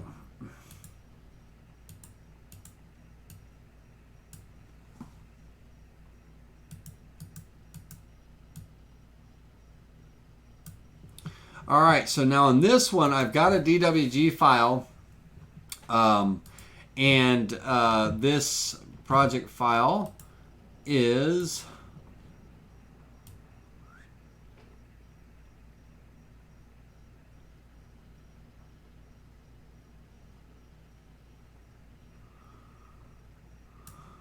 the Byzantine ornament, I believe. Now, when you import it, there is, it's like, where'd it go? It's not on the board here. It's huge, okay? It's big. So this is going to be the vector. And again, craftsmanspace.com, craftsmanspace.com, you can get free vectors and all. Great site. They're there for makers and all that stuff. And this is one of the vectors off there. I can't provide it to you or anything like that because of the common license. All right, so I want to go ahead. First of all, I'm going to group that together so none of those vectors move. Notice it's taking a long time for that to group. It's simply because there's a lot of open vectors in the design. That's the one thing that there is some cleanup. There's a lot of open vectors in it and stuff. We're gonna straighten that out here in a second. And I want you to notice something that, this design has square corners, and I'm talking about wrapping, right, like a radius and everything. So we're gonna make that adjustment as well, in the final profile cut and stuff. But let's go ahead and let's size this down. And I'm going to size it down. I said I wanted to be 20 by 20. And let's go ahead and get it centered on our material with our alignment tool. Alignment tool, center to material. Okay. Now, let's come in and let's take a hard look at this piece here. And let's figure out, you know, what all we're doing. Now, I'm not doing any V cutting on this, maybe. But it's mostly going to be pocket cuts with a small end mill. A very shallow pocket. And then I'm going to have my cutouts, my profile cutouts. But these tracks and raceways and all of that stuff, those are going to be shallow pocket cuts just to create that impression, okay, and everything. And this would probably be a beautiful vector if you had the Aspire software. Probably be a pretty cool vector to extrude, right, to make a three-dimensional piece out of it and everything. All right, so let's get that with that piece centered. Let's move my alignment hole out of the way. Go. For right now, we'll position it after I radii the corners. All right. Let me take a sip of Dr. Pepper because I'm getting... Now, you all know, because I'm not going to reiterate this one, the back plate is basically the rabbits that we create for this one are going to be the same vectors for the rabbits for the back plate, and the back plate, you know, keyhole, all that setup. We're gonna have to do a little bit of cleanup here, so it's going to take a few minutes to go through that. So I'm only going to show creating the toolpaths and stuff for this design, the front plate and everything. Back plate is the same as we just did with the circular design. Rinse and repeat. The only thing that's different is the shape's changed, okay? Then we're going to talk about the kerfs, but I need to know what size and what size my radiuses are going to be and all that stuff, so it'll tell me where to place my kerf. Okay? All right, and we're going to be using the measure tool to help us determine that and all that stuff. All right, so let's go back in here and let's ungroup this design so we can work with it. Now, this guy here has some, it's going to have some open vectors. It's going to have some vectors that we don't need and all that stuff. But there's a couple of different ways that I could go about this as far as what paths I want to cut and everything in it and all. And so what I'd like to do is make sure, you see how when I select this, you see how it only selected that vector? So that means that this is an open vector. This whole piece here that I need is an open vector and stuff.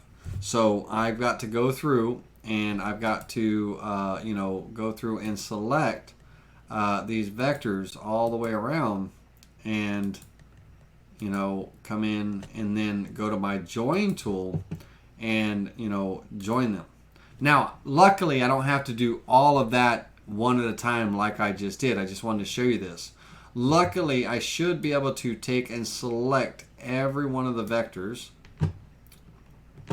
And it should tell me that, there's 35 closed vectors in there already. There's 391 open vectors. Now, after I join this, it's going to close 111 of my vectors, but it's going to leave 8 of them open, and I'm going to have to address them individually. And most likely those 8 are being left open because there's overlaps in the lines or something like that we have to clean up. But this will give me a big jump start on closing off all of those vectors, so that I don't have to do it one at a time. Okay. All right, so let it close all those vectors. There's a lot of them there, so all right. And now what that will tell me is when I select this, it tells me that I have 112 closed vectors and 8 open, okay? So now I've got to identify the 8 open vectors. So I'm going to right click, go to selection and select all open vectors. And the 8 open vectors are these outside designs here. These outside patterns and everything here. And the reason why they're open is because they cannot, what am I trying to say? They cannot, just intersect into a line like that. They have to, they have to close off, in some fashion or form. And all we're going to do to close these vectors is we're simply going to take our trim tool and we're going to trim this line and this line. Okay. Gonna come around here.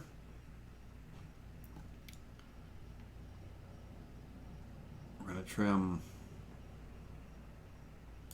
this line and this line. Oops. I'll move the next one where you can see it. Let me get down to it.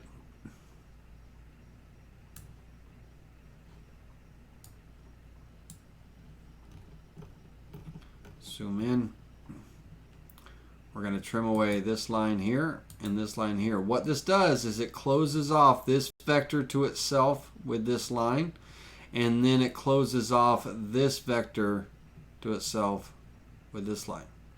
Okay, we've got one more.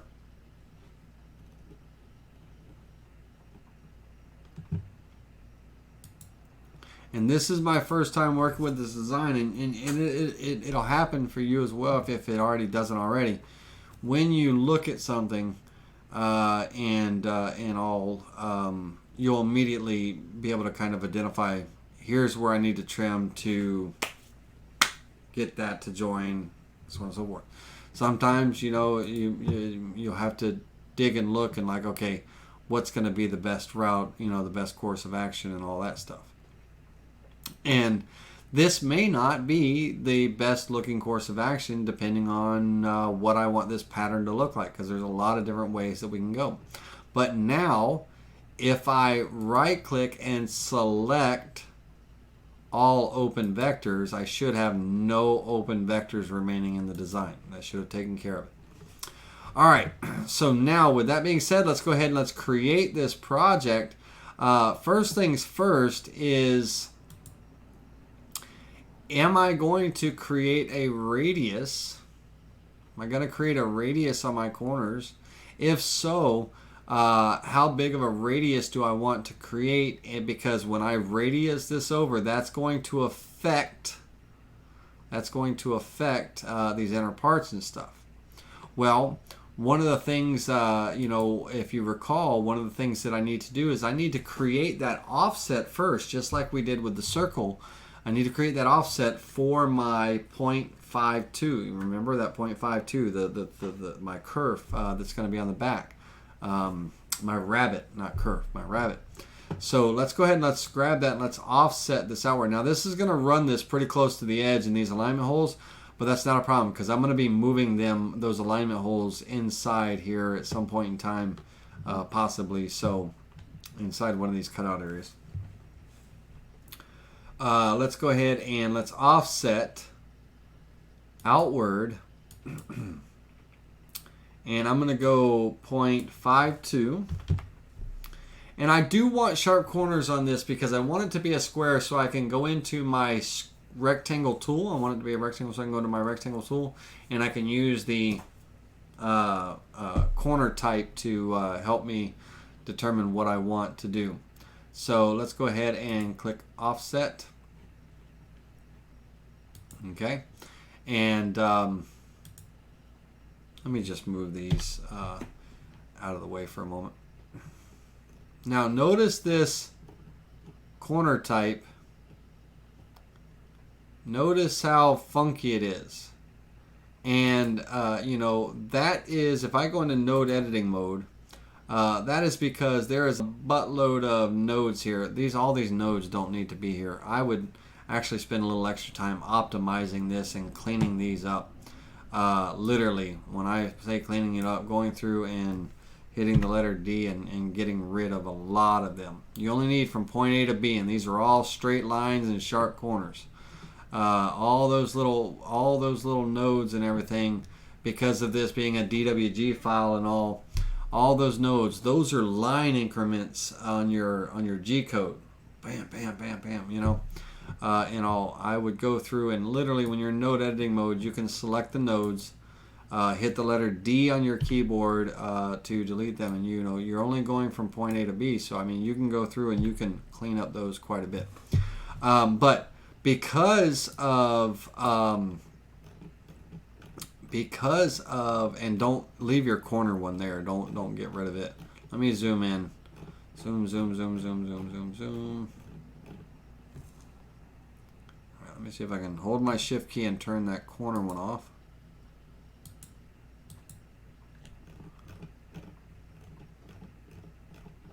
I gotta go in tighter, tighter, tighter, tighter, tighter, tighter, tighter. There's so many. All right, let's see. I should be able to hold my shift key now and turn that corner off. There we go.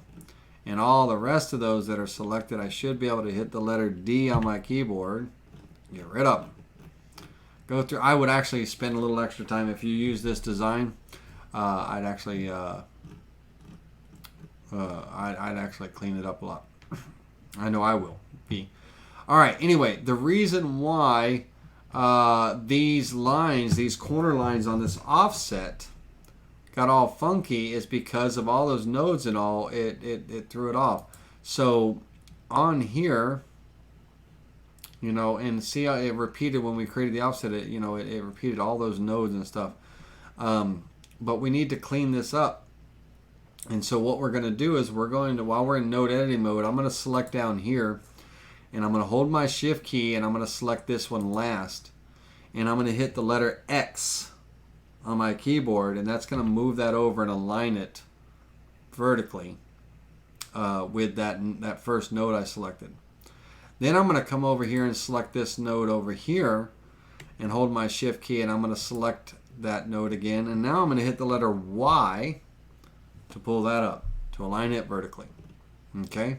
And unfortunately, for this one, on that offset piece, we've got to do all four corners. And so, it's not unfortunately, you know, it's just, it is what it is. So I'm going to select this node first, hold down the shift key. Left to right is the X axis, so I'm going to click the letter X on my keyboard to pull that into alignment to the right.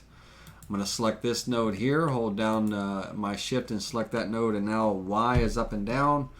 Pull that and get that sharp corner there. So X and Y, X and Y. What direction do you need it to move to align to itself? Let's get rid of that alignment pin hole here.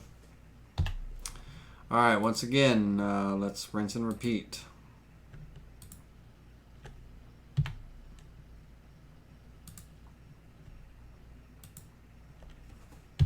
X, Y. And last but not least,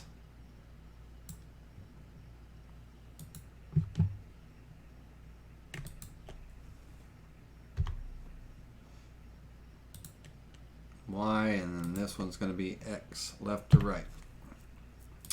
Okay, so now we have these nice sharp corners that we cleaned up and everything, and what we want to do is I want to figure out what my radius is going to be, because I got to do some vector trimming and stuff. So I'm going to select, let's get out of node editing mode, and let's select this outer rectangle here. And when I'm going to go into the rectangle tool, and I said about a 3-inch radius, right? So let's look at that. Let's look at what a 3-inch radius would look like if I give that a 3-inch radius. And it's not going to radii because of the simple fact that it's got all those nodes. It's not really a rectangle.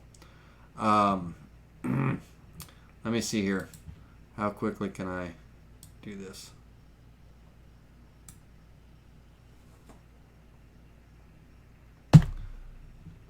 Delete.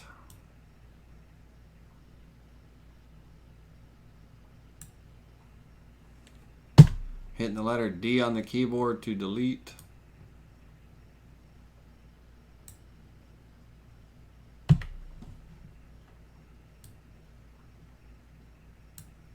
Selecting all the nodes and hitting the letter D to delete. All right, now with that cleaned up, that should allow me to radius this. No, come on now. It's creating some kind of odd, funky vector in here when I do that straight line. That's weird. So what I'm going to do is very simply, I'm going to look at this and see what size it is. It is 21 by 21.04 by 21.04. All right, so I'm just going to delete that out, create a rectangle that is the same dimension.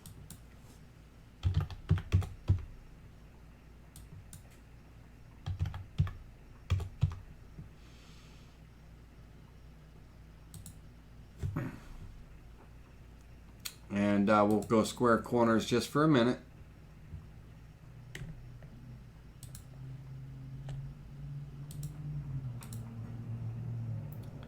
All right, F9 to center it onto the material. Now I'll go ahead and let's look at our radiuses. Let's go in that 3-inch radius and all. And let's go ahead and F9 to center back on. All right, so I think a 3-inch radius would look all right. All I have to do is radii these two vectors here to kind of be within inside of that and match. And I don't think that'll be a problem at all. I don't think that'll be a problem at all. So I'm going to stick with the 3-inch radii, so that way, you know, I am. And now on my radius here, let me open up my measure tool. On my, I'm on a span or contour.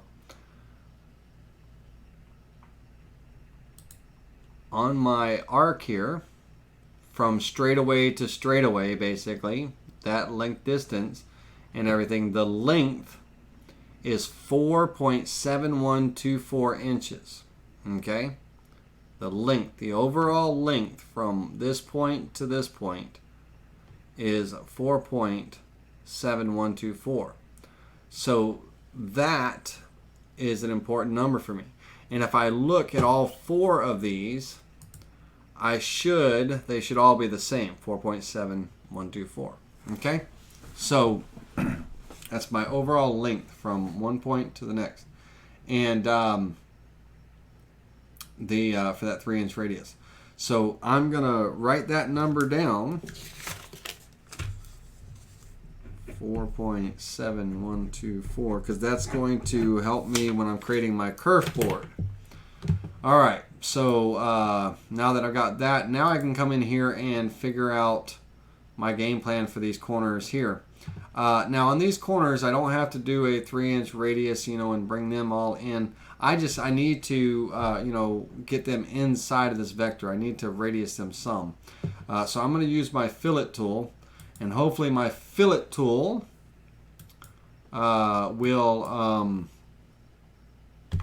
will work. And I can tell right now that it's not going to. It will allow me to do that one. And 1 inch isn't going to be enough on it. So let's take that back out.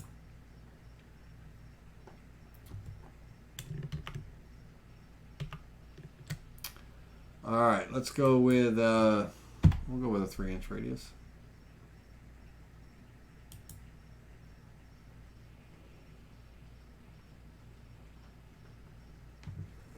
Okay.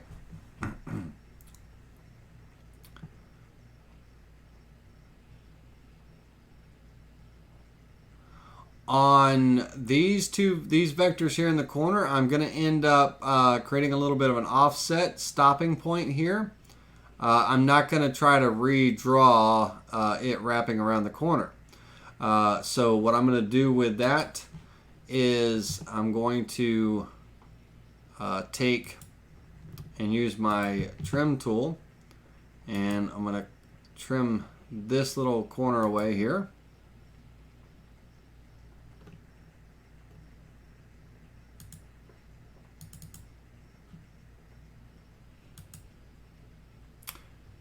Work with me. There we go.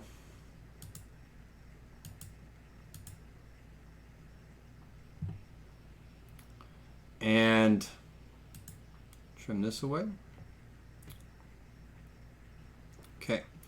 Now, this is my new outside profile. Okay. This was my old inside profile, right? I'm going to still keep that there, but what I'm going to do is I'm going to offset it inward just about maybe 10 or 20 thousandths of an inch. Let's go 0.02. Yeah. Inward, not outward. Inward, not outward. Here we go. And we're actually going to use that vector to trim our parts and everything too. Let's go ahead and go back to our trim tool. And basically I'm going to be trimming this line away here.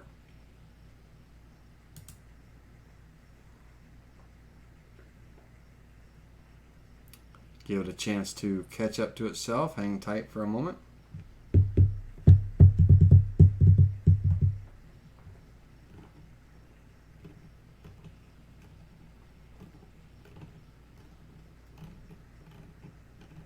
And then that little line there. And then the same thing up here. I'm going to trim away this line here.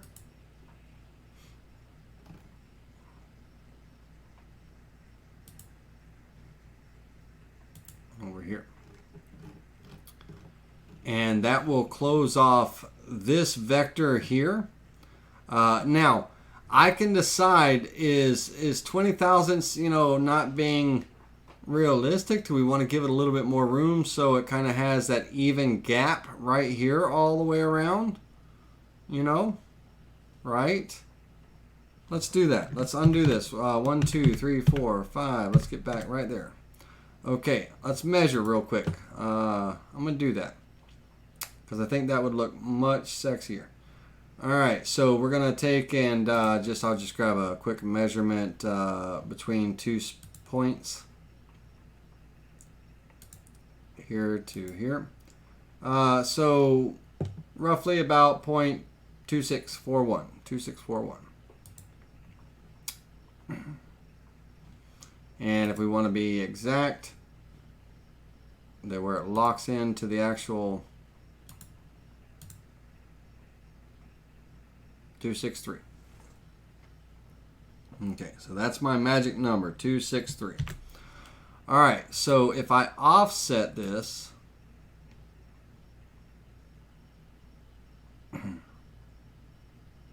inward, 0.263. I didn't really need the sharp corners, but that's good. That's fine. If I offset that inward, that 263, what that will allow me to do is I can come in here now with my scissor tool, and I have some overlapping lines, right? They're overlapping because they're in line with this, but just come through and clean up what you need to clean up. So basically, I'm going to be trimming away this line, this line.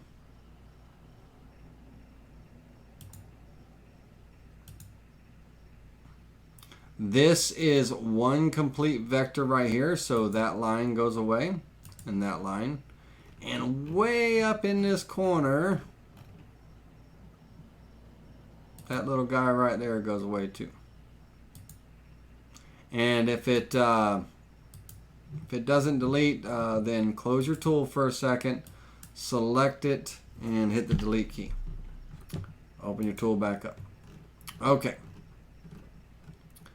So that will take care of that. Let's come down here and trim that vector away.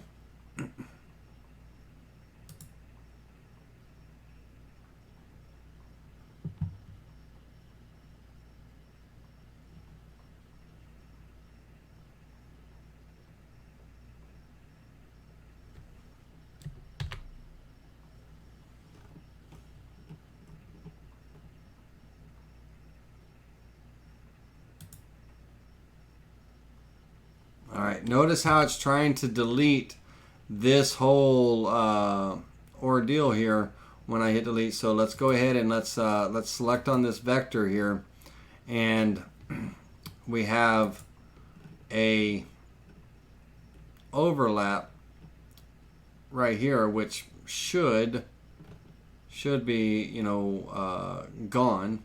But all we're going to do is we're going to go into node editing mode. Ooh, doggy, look at all them vectors. And we're going to cut the vector here.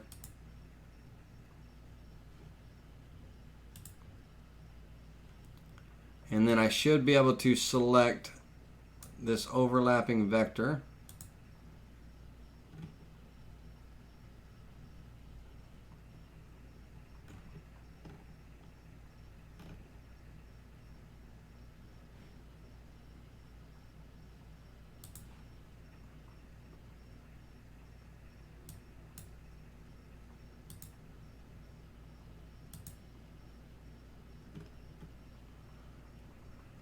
Alright, so this is the start point of that line. Alright, so I moved those vectors off the end to see where they start and where they end and everything. Now I can come in and kind of you know, clean up what I need to clean up.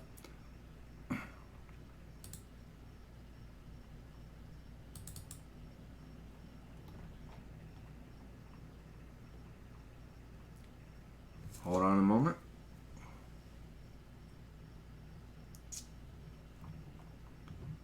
Okay, I got a little bitty guy right there. This might take a little bit. I don't want it to take too long. It's already 10 o'clock. We got to get ready for bed here shortly. Okay, that got rid of that. That's good, good, good all the way around.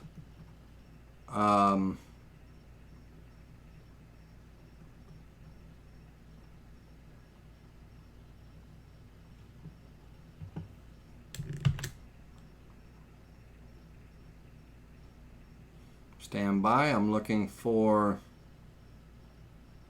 my other vectors here. It should not have deleted all of them.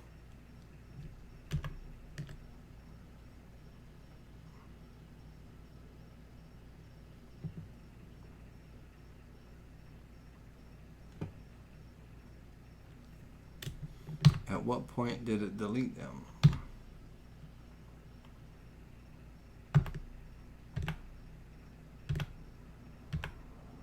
I'm using Control Z on the keyboard to back up.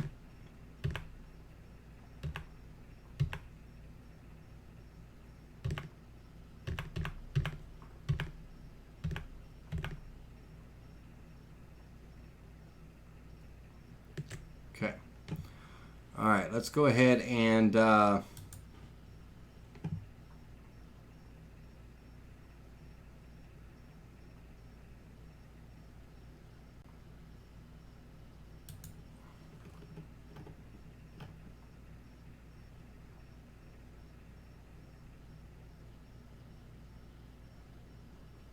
Alright, notice it will not let me use my Filat Tool here.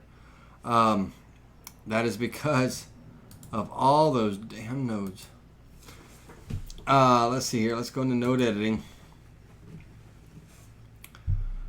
Alright, one more time. Let me select all these nodes here.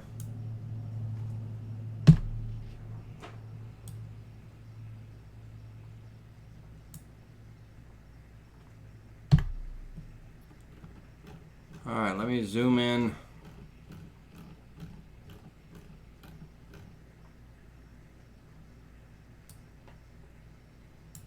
Oops. When you're trying to select nodes, don't do what I'm doing. I'm accidentally grabbing a node and dragging it.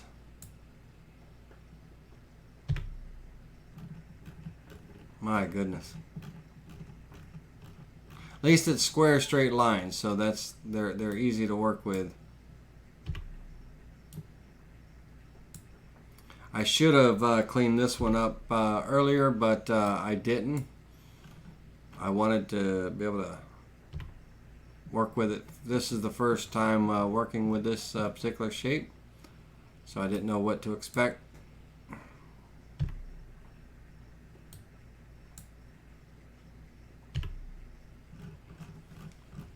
Okay, now with that corner cleaned up, I should now, it should register with that check mark saying that I can radius it now.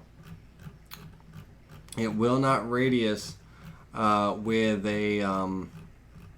all those nodes. You know, it's got to pretty much be a sharp defined corner and everything. All right, so with that, let's go ahead and do the other two corners so that I can just run around this. Notice it won't let me radius that. So once again, select our vector here. Go into node editing.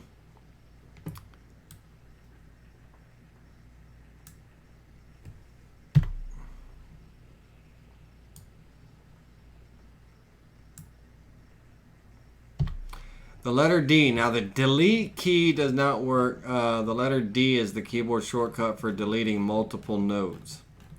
The delete key does not work. It's the letter D.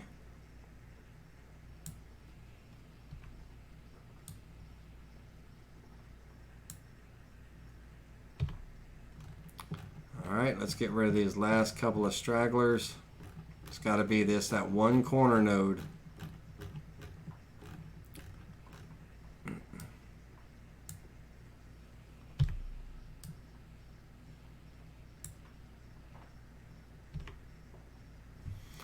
All right, now with that, I should be able to go into my Filat Tool. I should get a check mark on that corner, meaning that I can radius it. Okay.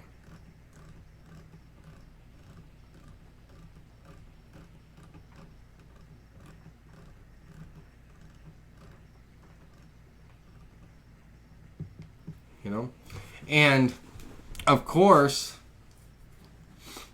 let me make sure that of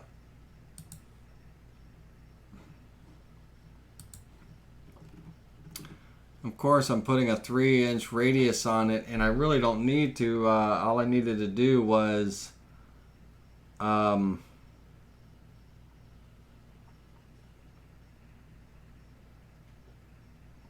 get my spacing. No, that was right. 3-inch radius is correct. I just got to do an offset. All right, so let's look at all 4 corners. They should be all rounded off. I started cleaning one corner up. Got to go do the others. But when we come in trim and everything, I've got this spacing. Remember that 0.263? You know, I want this spacing to be all the way around this inside vector here. So with it selected, I'm going to offset. I'm going to offset inward that 0.263. I don't need sharp corners. I'm going to click offset. That's going to give me my line to do my trimming to and everything.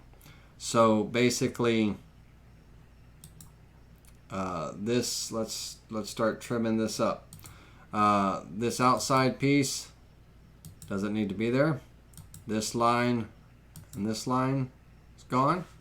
Watch your vectors as you're trimming and all. If things start to disappear, then you've gone, you know, too far.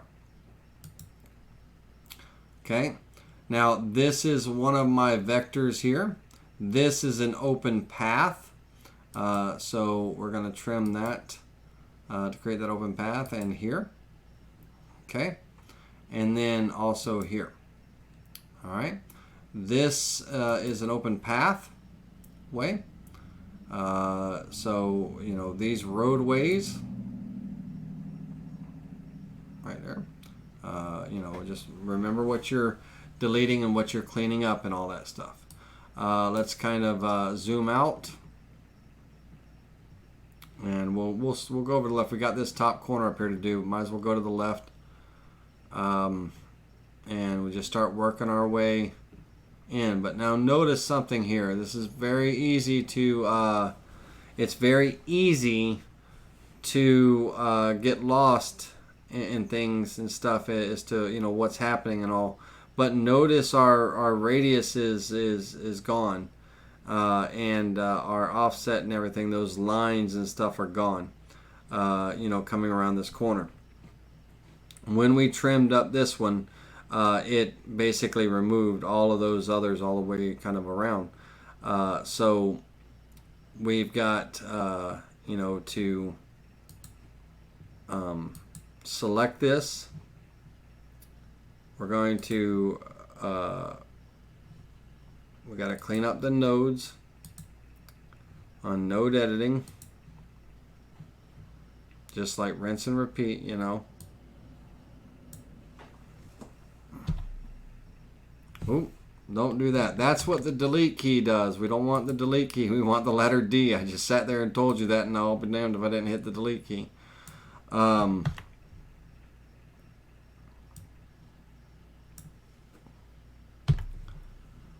Alright, I'm going to go up high.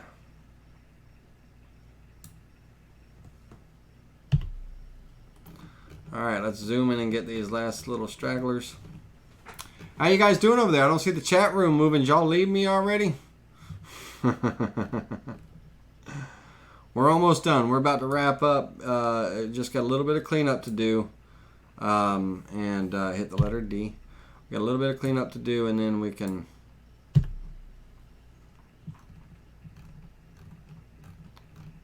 Y'all don't be afraid. You can ask questions if you have questions.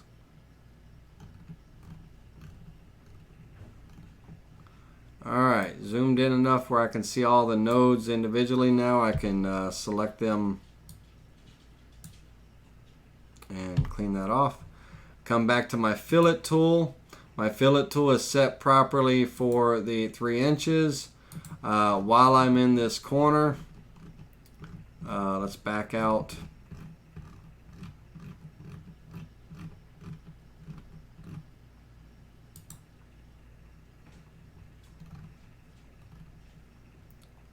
Let's go ahead and while we have that, let's select that and let's offset it inward, that 236, step 2 of that process. Okay, and then come in and we'll trim this corner now. So trim this little nub area here, this line and this line. This little nub area here, this line and this line. Alright, so we can go ahead and clear off that and that vector. This is a path.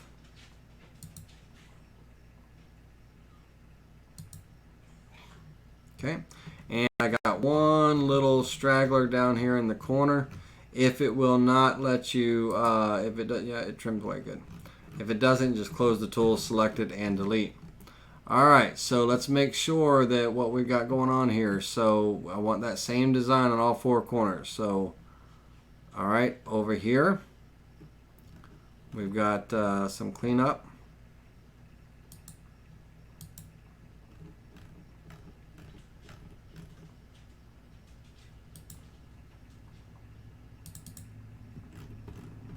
Okay, now in between these 2 corners, we've created a little bit of a duplicate vector.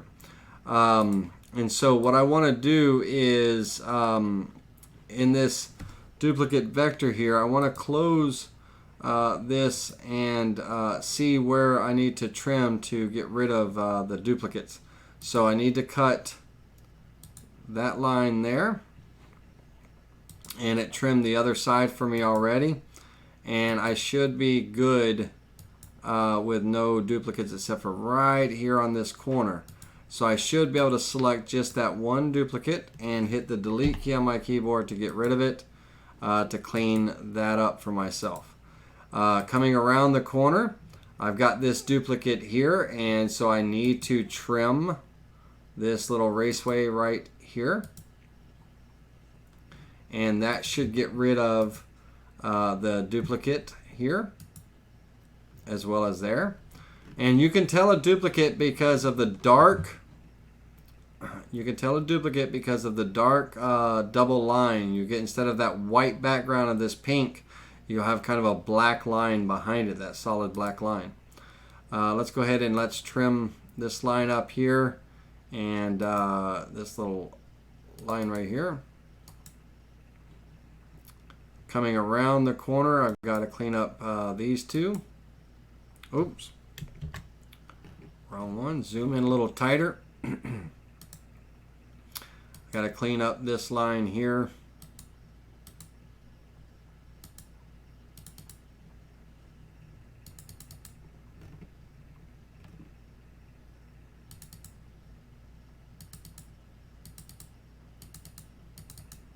All right, when you experience this where you're not getting any trimming and stuff, go in and go through and select and hit the delete key. And get rid of those overlaps. And then take your trim tool and come and clean up.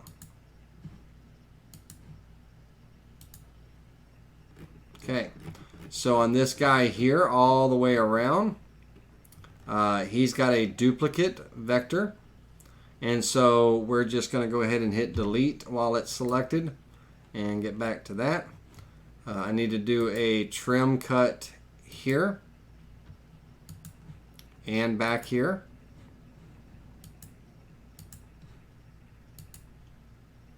And let's check for duplicates here. We're good.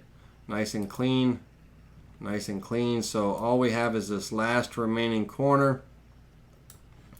And let's go ahead and let's get it taken care of now. So 1, 2, 3, 4, 5, 6, 7 lines. This little point here. Open this roadways up there, and that's it. So now we can check for duplicates. We're clean there. We're clean here, and if I right click and select all duplicate vectors, there should be no duplicate vectors in the design. If I right click and select all open vectors, any remaining open vectors, I got to figure out why they're open. And this one is open down here because I still have 2 more lines to trim away. Let me zoom out a little bit so you can see both of them. So with my trim tool, I need to trim away. Oh, not that. Let's zoom in tighter. Oh. Zoom in tighter. Alright, so when it wants to delete, when it wants to act up like that, then we've got to go in and node edit it.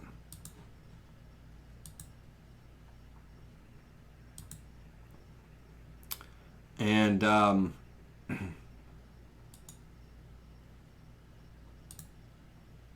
should be able to delete that span once it's node edited. Let's double check everything. We're still good there. Okay, let's go down to the other end. And I've got a, it looks like a duplicate vector there. Yep, so I can just hit the delete key on my keyboard. And now I should be able to select that. Alright, so if we zoom out, looking at our design, right click, select all open vectors. Alright, we still have these 2 open vectors here. Let's go to our join tool first. Join tool is always the first tool. So we have open vectors on these 2 items here and right here. Most likely there is an opening simply because of a overlap or intersection. So the first thing we're going to do is we're going to look at the corners.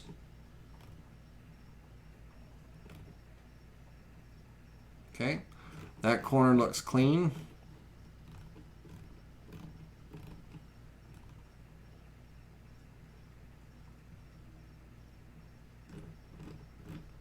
That one looks good. So it's going to be down here at this end.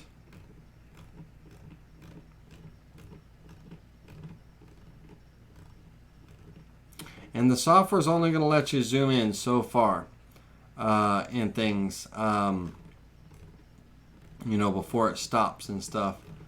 And what we've got here is, I don't think it'll let me go any further, is a little bit of an overlap. So let's go into node editing mode. And let's pull this out. Oops. Control Z.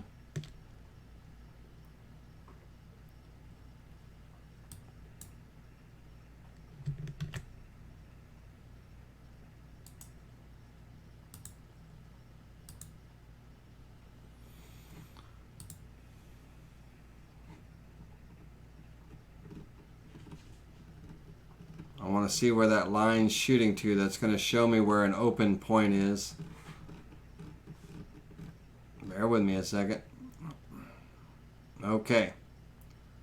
There's an intersection and an opening right here.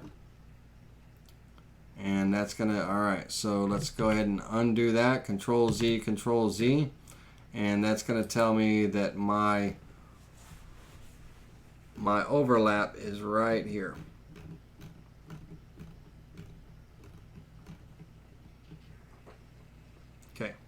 So if we look at this overlap, if I move this node up, you can see that these two lines overlapped here. And so I can basically literally just bring this node back and just connect it to this one. And that should, if I go into select all open vectors, this should no longer be one of those open vectors. Now, what you saw me do was I went to all three corners and they were connected. There was nothing wrong with them. There was no overlap in the corners and all, so that overlap is somewhere in the field. Now, if there's an overlap or an opening and everything, that means there's basically two separate vectors, right? There's two vectors that need to that need to be closed. Well, by me deleting that span and then choosing the join with a straight line tool, it's going to straight line to the end of its vector, of its path. Its path wasn't that little corner that I cut the path to. It went to its end.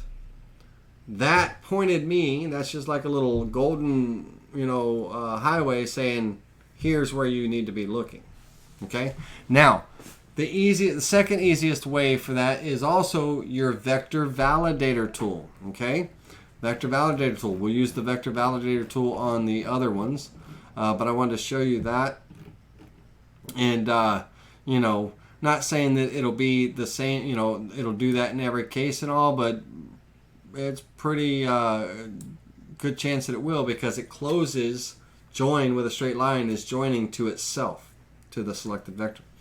All right, so I have an open vector here, right? So if I right click and select all open vectors, okay, I've got an open vector here, and everything looks, from the view here, looks fine. Well, let's go over to the Vector Validator tool, and let's go ahead and search that selected vector, okay? And so I have, I got a total of 18 zero-length spans. That zero-length spans means that nodes that are overlapping each other and there's no vector in between them. I've got 6 overlaps and 0 intersections. So let's get rid of the zero-length span first. Basically, there's a button for that. So we can go ahead and click that to fix all of those. And what that leaves me with is my overlaps. And here's the indicator showing me where the overlap is. So all I have to do is come over to my overlap here. And go into, let's close this tool. Go into node editing.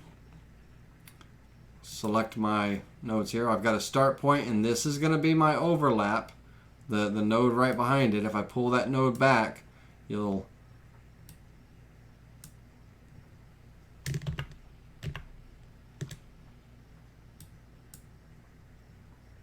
See the overlap? Okay. So if I pull that node back and just snap to it, it should, oops, got to get right on it.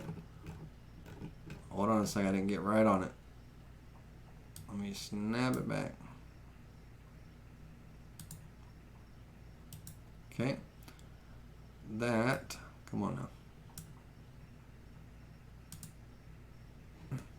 That should have select all open vectors. All right, still an overlap there. So let's go back in there. And what I'm going to do is I'm just going to back this up past that vector. And then I'm just going to click the button to join with a straight line to close it off. That's it. Now I can validate that to make sure there's no other issues and all. Vector Validator tool. Search the selected, and I have no trouble spots. I have no overlaps, intersections, or anything like that. Now I do not need those 3 nodes right there. Well, I'm going into a corner, so I actually, yeah, I don't need those. Oh, I do need those. All right, I'm gonna leave them there. I only need 1 of the 3, but I'll just leave those there. All right, so that one's done. Now, zoom out so we can see our whole board, because there's 1 more. And right-click, select all open vectors. And I've got this 1 more over here. Go into the Vector Validator tool. The intersection is going to be right here. Let's search that. I've actually got a couple of intersections. All right, I've got, or overlaps, not intersections, sorry, overlaps. I've got a couple of overlaps. So we'll go ahead and clean those overlaps up. So let's come up here.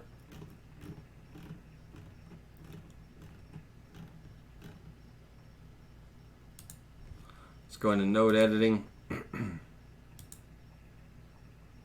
And let's see here.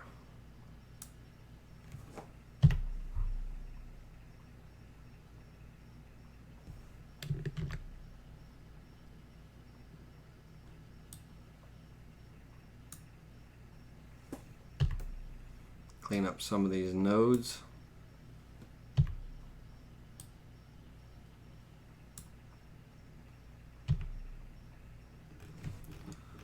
Alright, let's zoom out.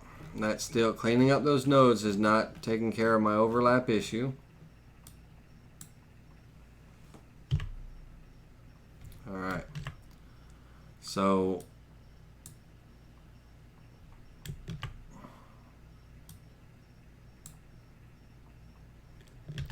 I'm pulling and undoing to see where my overlap is. Let's validate that one more time. Yep, still there. All right, so in node editing, I'm going to delete this span.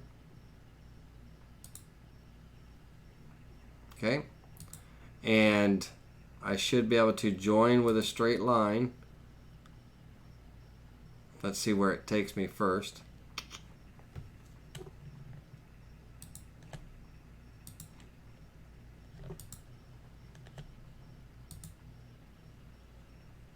Okay, it took me back on itself, which I don't want.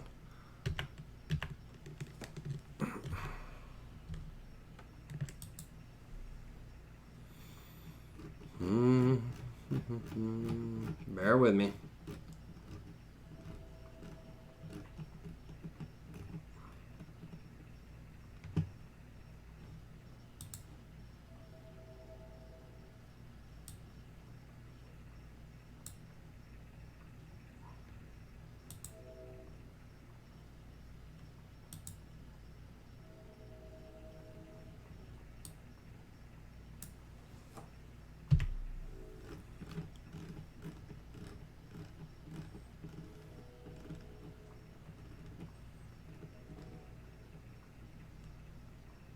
All right, there's my start point. That's the start of the vector.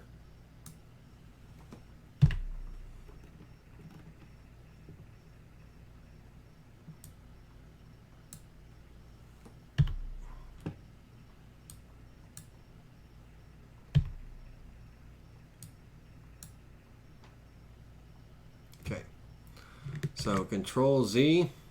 I should be able to take that and that and go into my join tool. I should have one open, one open. Okay, it will not let me join because of this overlap right here. Let's back that down.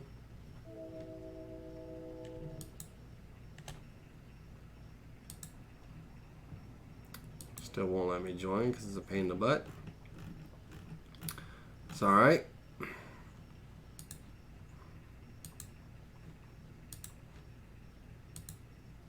Okay, let's look at this now.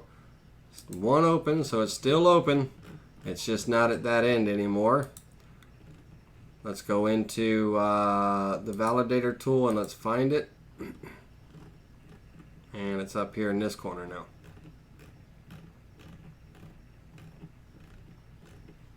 It is an overlap. So on the overlap, node editing.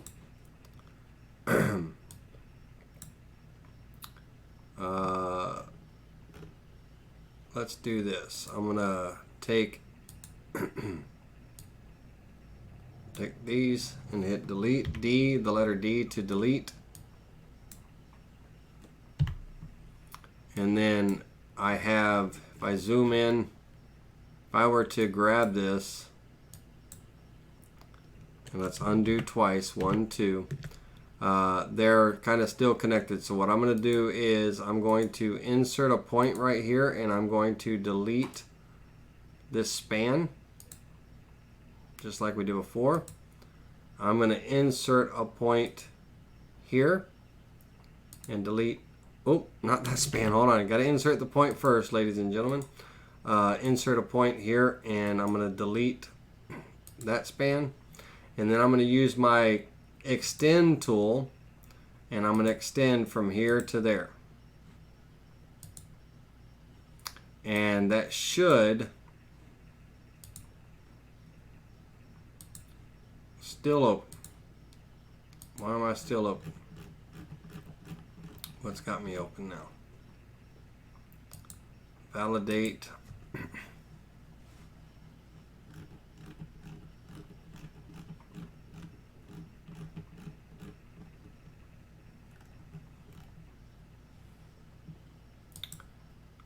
Alright, there's no issues with it whatsoever, but it's still reading as open.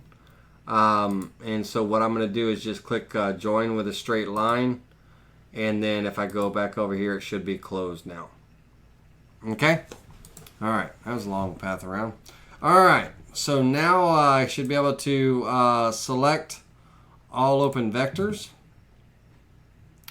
Alright, so there's still one selected, but where is it at, right? You can't find it. Well, we just told the software to select it, so now we can zoom in to that selected object, and it's right there, okay? So it's just that line. We just need to delete it, and now I should be able to have no open vectors in the design, and I should also have no duplicate vectors in the design. Holy camole. 10:35, we got to wrap this up. I'm going to have to do a part 2 on this. Okay, on this toolpath here, let's go ahead and let's create our vectors. First of all, my alignment pinholes are going back in the corners. There we go. And I want all of my, let's see if I can do this. Let's turn off the alignment pinholes. Turn off the outside border, turn off the inside border, and that should leave me all my pockets that I want. All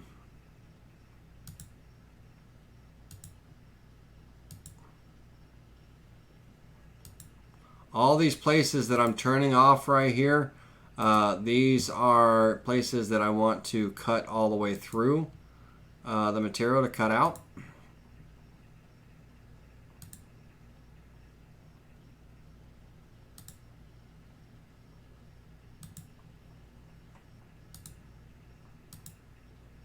To create my window pane or what have you.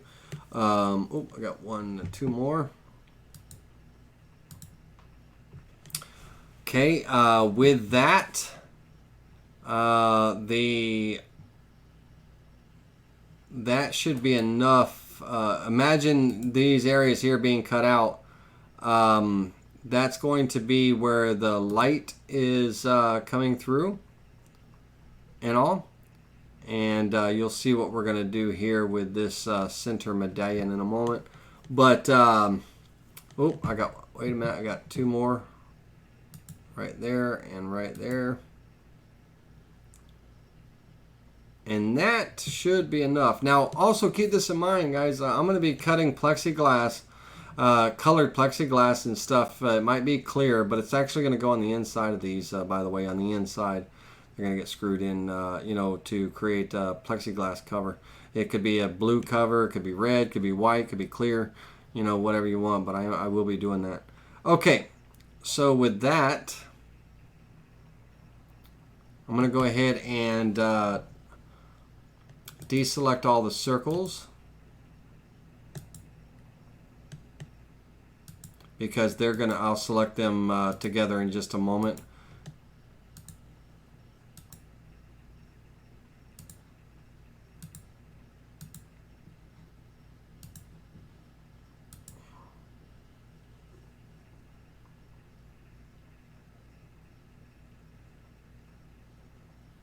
Okay, and with all of that remaining, there's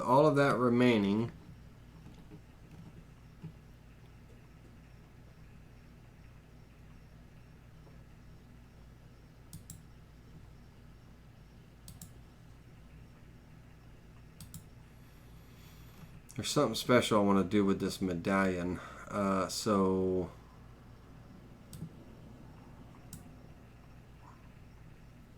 all right, I'm going to group all that rest of that stuff together, and let's go ahead and create our tool as soon as it groups together.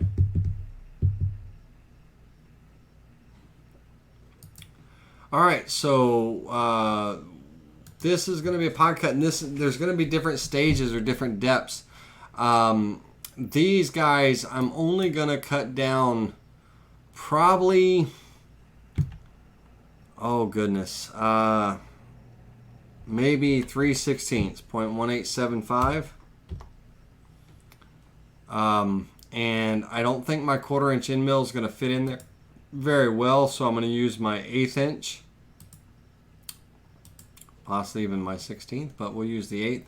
Now, understanding, and I'm completely well aware that my 1/8 inch bit's not going to get into these radiuses, so I'm not going to have these sharp points and stuff.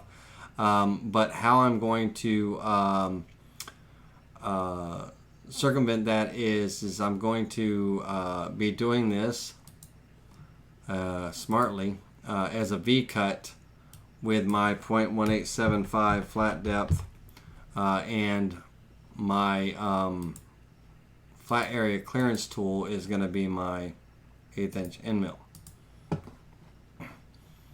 All right, let's go ahead and calculate that.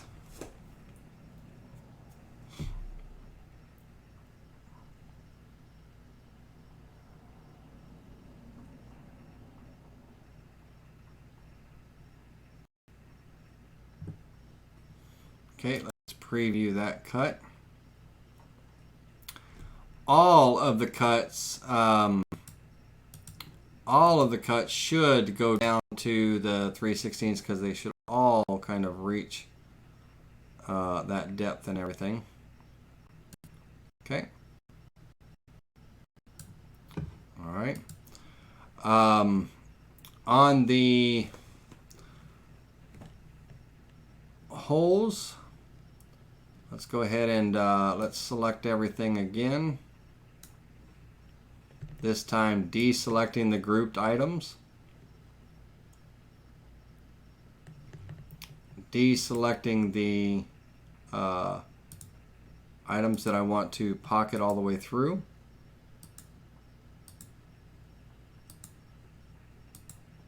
Probably would have been quicker for me just to select the holes. But I'm going to be creating groups. Groups. Did y'all fall asleep yet? Let's see here.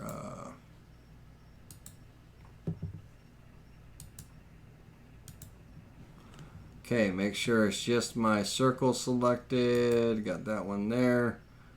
Still want to turn this one off. I got something special planned for it. Alright, with the circle selected, I'm going to hit the letter G to group them together. These are going to be cut to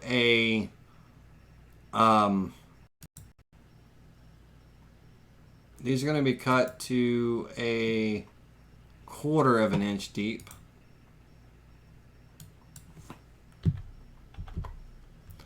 And might as well just use the same bit to keep, so I don't have to do a bit change. The 1/8 inch end mill is fine.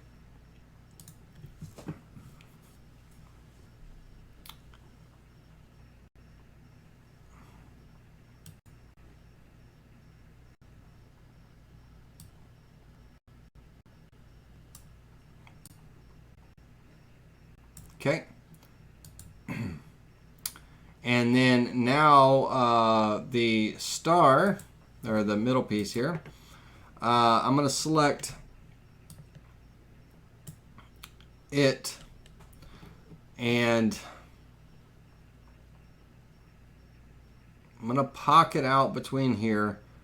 It's going to leave that raised, pocket that out. I don't want that. I want this raised, this pocketed. I need to deselect this outside perimeter here. Need to deselect that outside perimeter.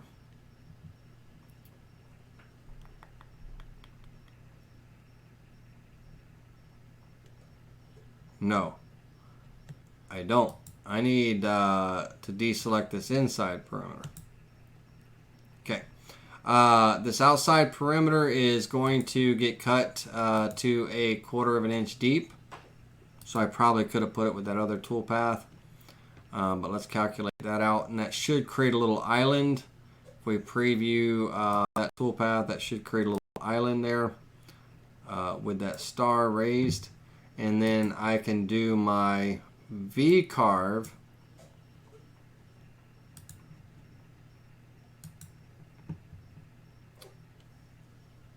toolpath. I could do my V-carve toolpath. Man, I really don't. I'll use the 90-degree V bit. That's fine. Keep things consistent. This one is going to have same flat depth. So calculate.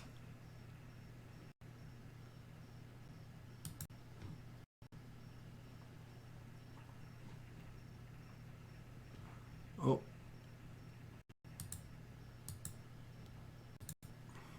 Try that again.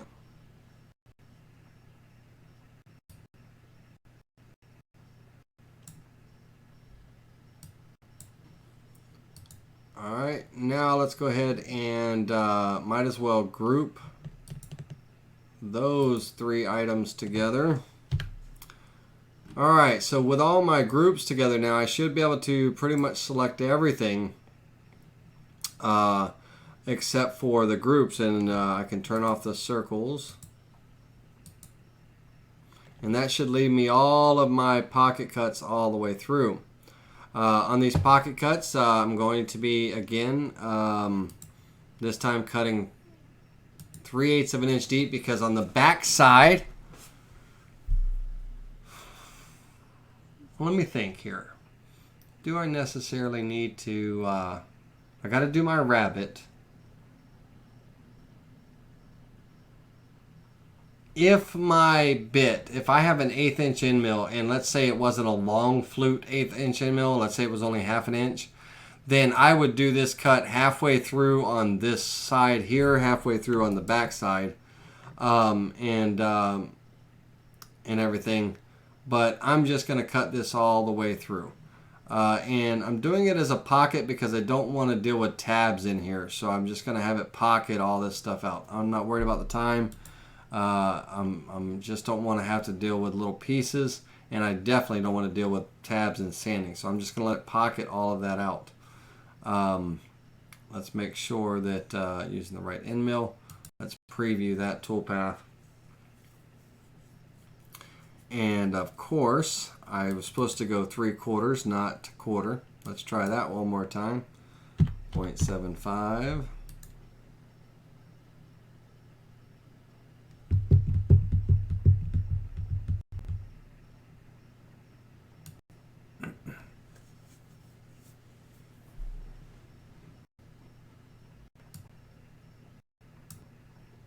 Okay. And then finally, got to do my profile cutout. Let's do this. Let's take this and this. This is going to be my wasteboard alignment holes. So let's grab, oops, I had it grouped in with the others. So let's deselect that one for a minute. Group those back.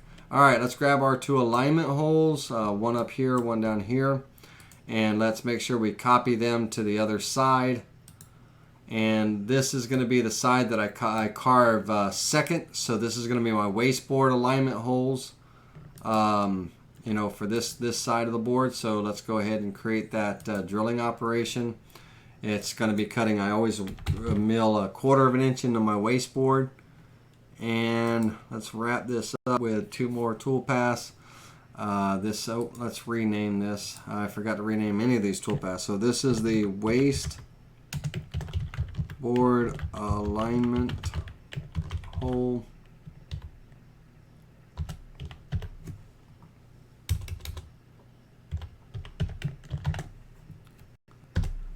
All right. I'll go through and rename and clean that up. So we've got that. That's the wasteboard alignment holes. Okay, now my profile cut. Let me look at something here.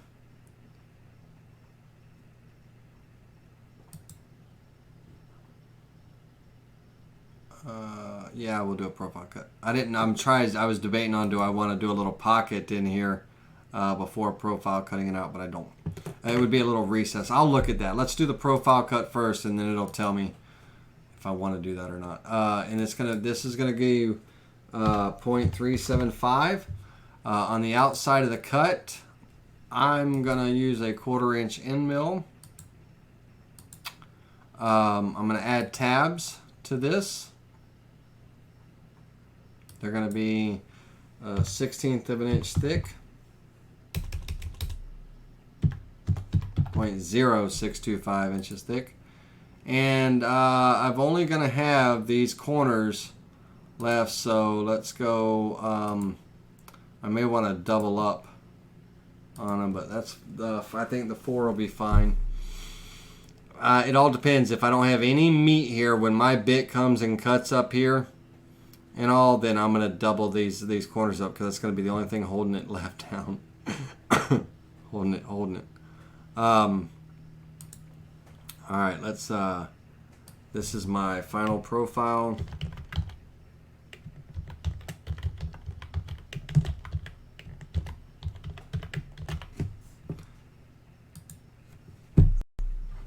Either my chat's broken or y'all are slept or left me, one of the two. All right, we're done. It's 11 o'clock at night. We got to get going. All right, profile cut. Okay, let's flip this over. Let's create our rabbit. So let's get our toolpath here. We've got this is our final profile cut. Let's copy that to the other side.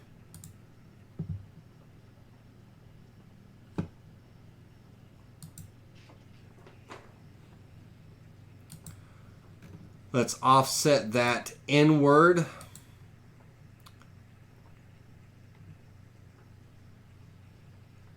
A total of 0.52 inches, the same as our last offset for our pocket. And let's offset this outward a 1/16 of an inch.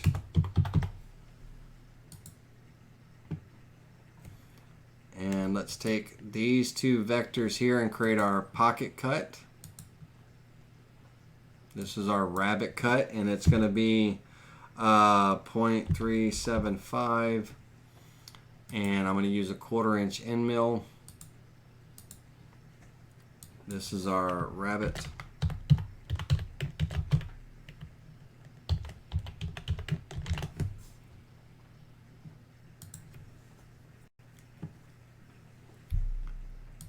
Preview that.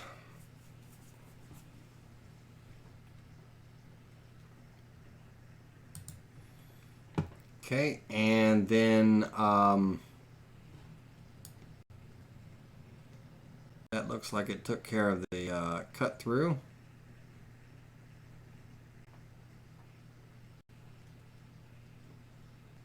It did. It took care of the cut through, but I'm still going to clean it up some with our regular profile cut. So let's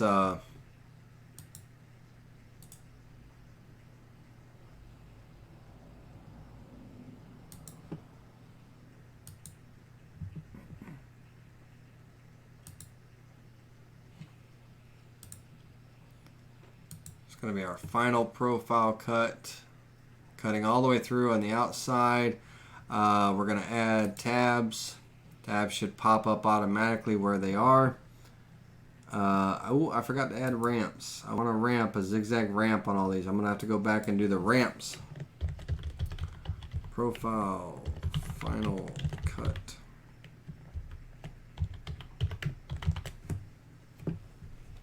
All right, Paul. Way to go, buddy. Paul's hanging out.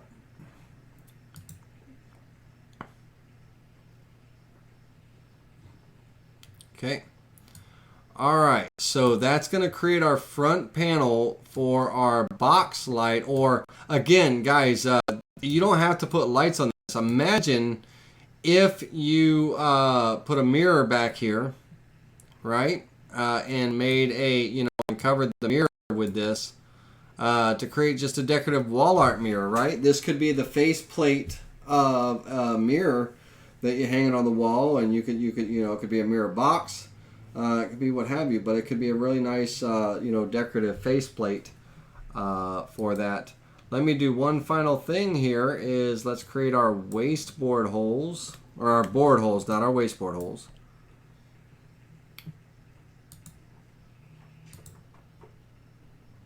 This goes 3/8 of an inch deep. I always drill 3/8 of an inch in my 3/4 inch material. 1/4 inch end mill. This is going to be my board.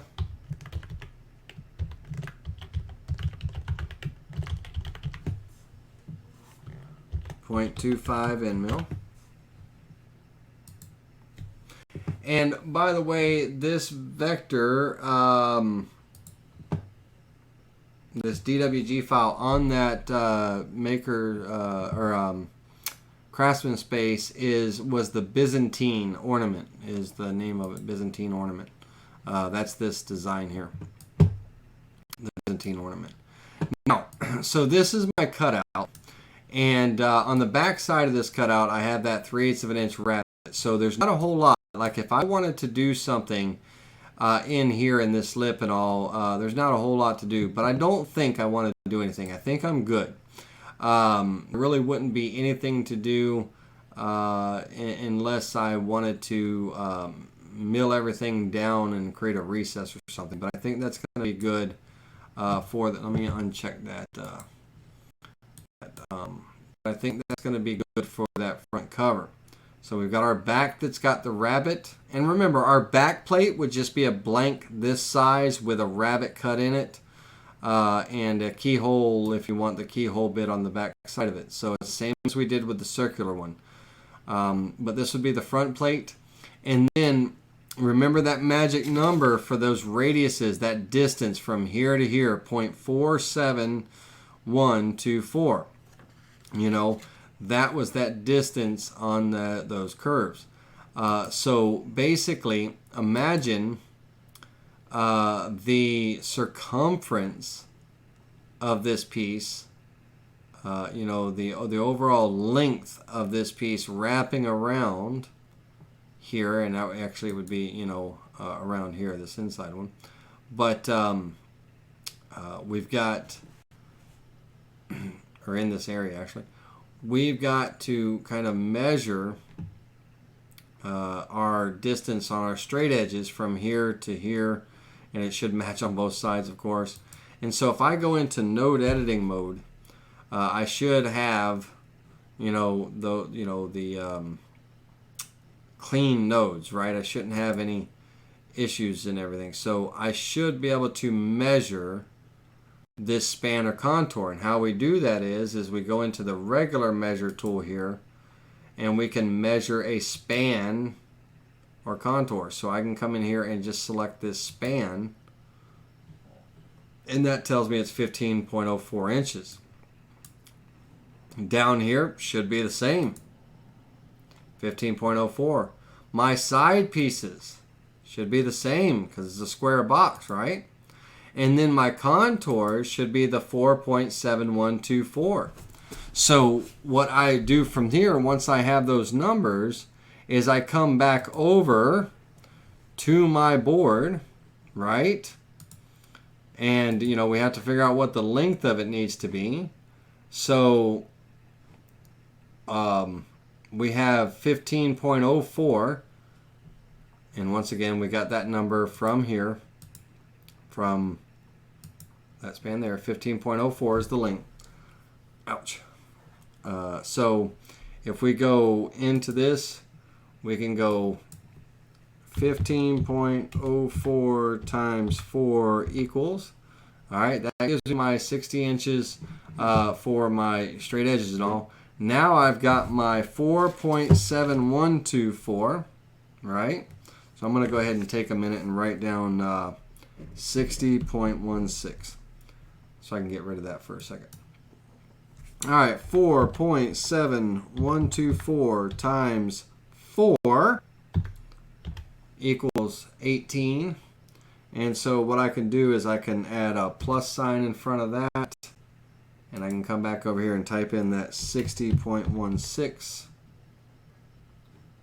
And you can do this in 2 sections if you wanted to. I'm doing it as one long piece, and I'm definitely going to have to, you know, break it up into tiling. All right, because it's 79 inches overall. It's almost 8 foot to go around that 20 inch all around, which was about right. You know, 79 inches, you know, it's 20 inches by 20 inches. Now, all right, now that I have that board length, okay, so remember that we're either going to be at a straight edge, corners, you know, and that's what I'm going to do is I'm going to start from a straight edge. So what I'm going to do is I'm going to take my guide ruler here, and I'm going to make a relative guideline 15.04 inches away. Okay, now from this guideline I'm going to make a guide 4.7124 inches away, and I'm going to click on select relative, sorry, 4.7124, and I'm going to select new guide. That way I don't have to keep closing this box. So I'm going to click create, and then I'm going to change this again, 15.04, create.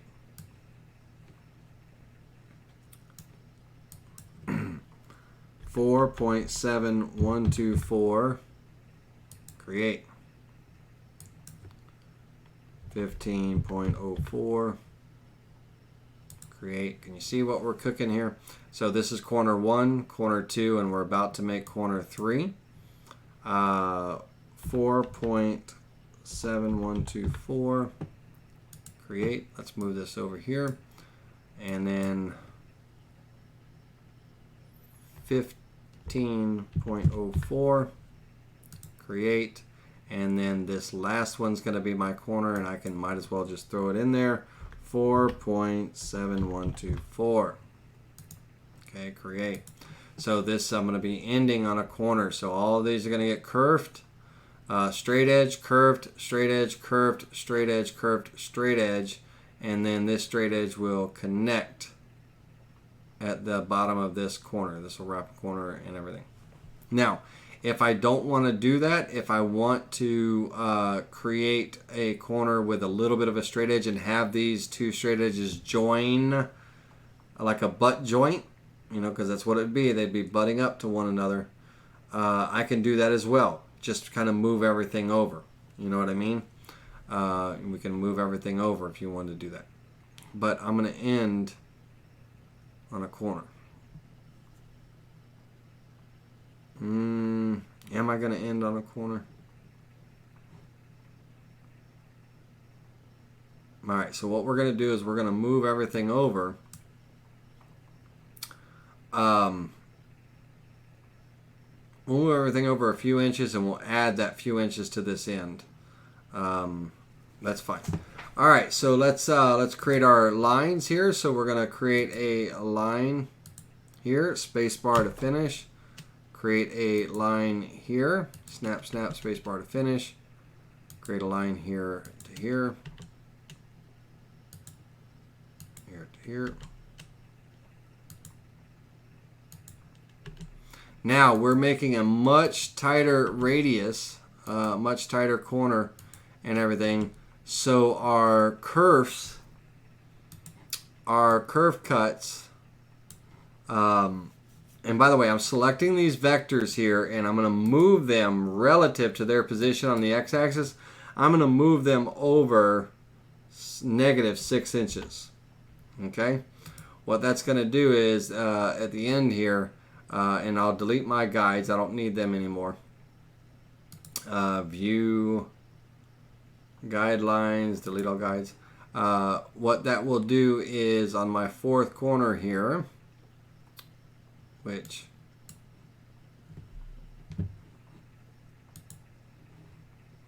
let me create another one.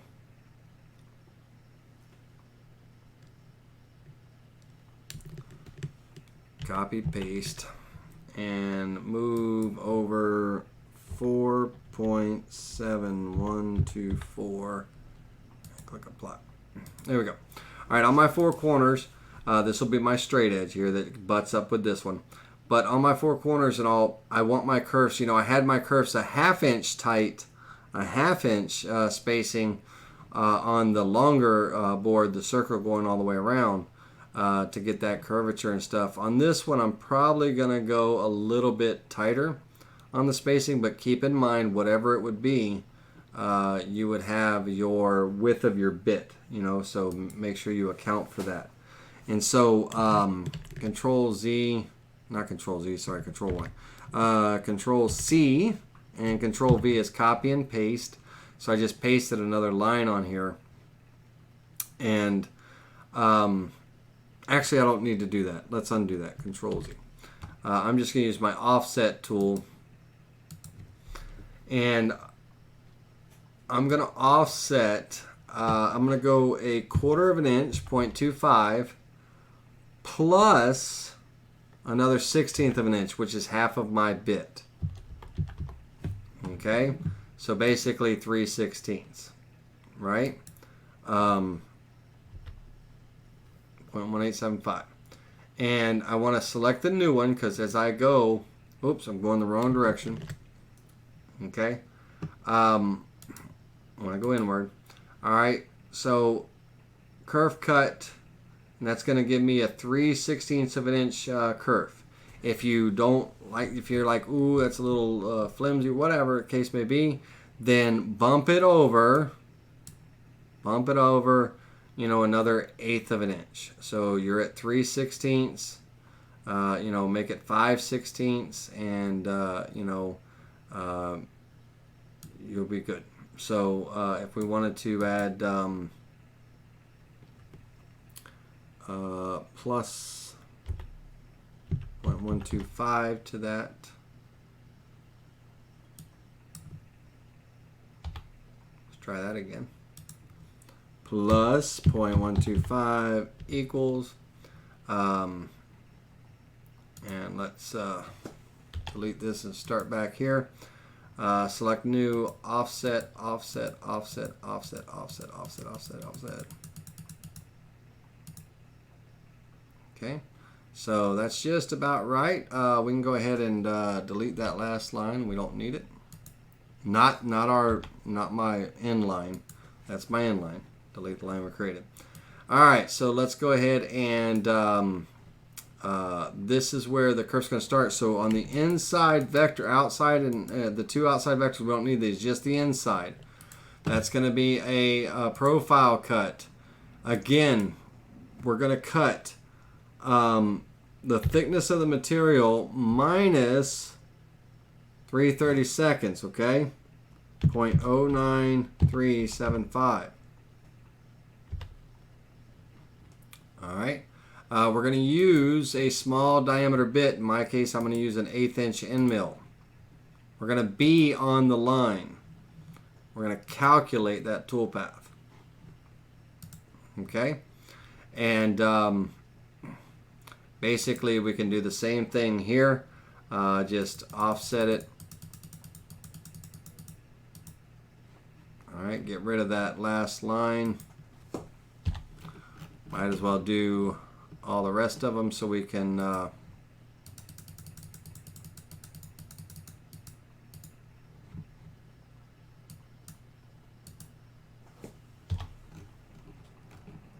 and last but not least,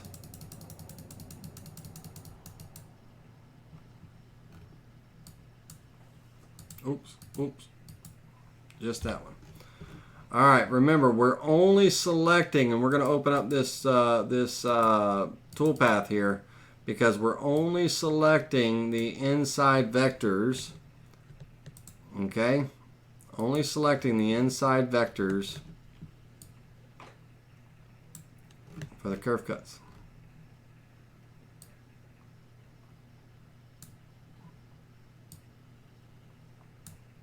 Oops. And calculate. Okay. All right. So that's going to create that flexible curve so that we get that bend, that radius bend and everything. Okay. You're going to have that flexible curve so you get that nice square box. And this technique, you know, would be the same anytime you wanted to bend plywood. So Paul, so if we did front end acrylic, then remaining back and side in wood possibly be a neat light. Thought if cut in acrylic, it would show all the figures, even if not cut through material. Yeah. So what I'm going to be doing, Paul, with this particular design, is I'm going to be securing an acrylic sheet with screws on the back side here, and it's going to be a colored acrylic sheet, or it's going to be it might be clear, but it might be colored too, depending on how my LED lights look. But my acrylic sheeting is going to have the same radius, and it's going to get secured with screws on the back side. Just screw and countersunk is going to get secured to that. But if you wanted to cut an acrylic front, you could do that as well. You just got to keep in mind the thickness of the material, because you do need a rabbet, right?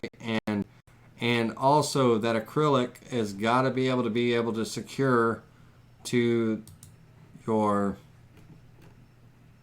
frame. And I don't, that would be an epoxy of some sort, but it could be doable. And if you did an acrylic front, then you would see all the corner curve cuts and all that stuff, which might be a neat little feature. Who knows? All right, ladies and gentlemen. This is going to wrap it up for tonight. So we've got two separate boxes. We've got a front cover and everything for a square box. We've got our round box, which is eluding me right now. Let's see here. Reset the preview, and let's preview all of this.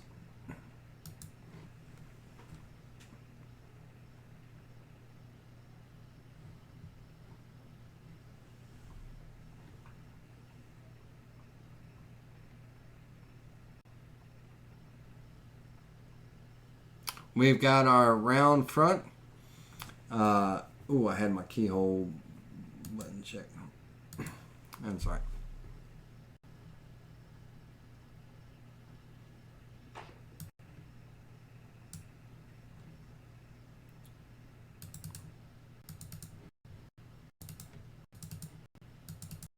Let me clean this up.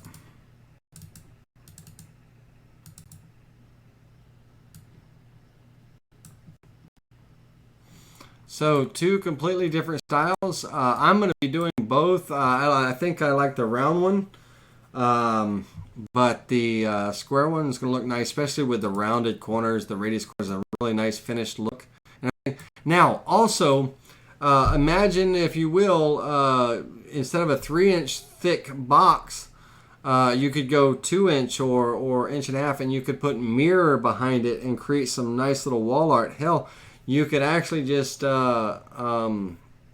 away with the box sides altogether and just put mirror, mount this these covers to the front of a mirror to create a decorative mirror. You could put a rabbet on or a pocket basically on the back side for the mirror to recess into. Throw some mirror clips on there or something to hold it in place, and you could really create some really nice wall art mirrors and things, using these principles or these practices and all. Just a slight modification would be all that would be needed. You wouldn't have the rabbet on the back. You would have a recess pocket that the mirror would fit in. And there you go. So a lot of neat different things that we can do with that. And, a lot of nice options. And, of course, with this design, you can change this up a little bit. You could carve it differently if you didn't like the way that I chose to do it as far as, what vectors I chose to pocket out, what vectors I chose to remove. You could change that up, quite a bit and things and all. So hopefully you got something from these two classes, and hopefully you'll give this a shot. And remember, craftsmanspace.com. Wonderful site to get some free project files, free vector files as far as, things like this, these borders and vectors and all. And have some fun with it for sure. Paul, I appreciate you chatting and hanging out. Everybody else as well. And we're going to go ahead and end this at 11:15 at night. Sorry for the late evening. This one took a little while to clean up. I should have looked at it beforehand. But until next time, guys. There you go, Paul. Capsize that in the door and make a neat entrance door light for sure. And they have other geometric designs and stuff on that website for download. Free download, all free downloads. So thanks very much to Craftsman Space, who I found today and downloaded these files from. They are not mine. I will not be distributing these files. You'll have to go get them yourself. But here's some couple ideas of something you can do with it. I will be posting. I'll probably do a follow-up video on this on the finished pieces. We might do a follow-up live stream to show the finished pieces and everything, because I am going to be making these. So until next time, I appreciate you all. Y'all have a wonderful evening and have some fun with it. Make them. I'd love to see them if you do make them. That would be cool. But I will be making mine, and I will post images and everything. And I think I'm going to be making mine out of MDF, because I think I'm going to be painting my boxes and everything. I might do a really nice flat or satin color where it's just flat, and that way the LED lights pop. I don't know yet. But anyway, whatever material you make it out of, I'd look forward to seeing it. Until next time, guys and girls, thank you very much. Y'all have a wonderful day.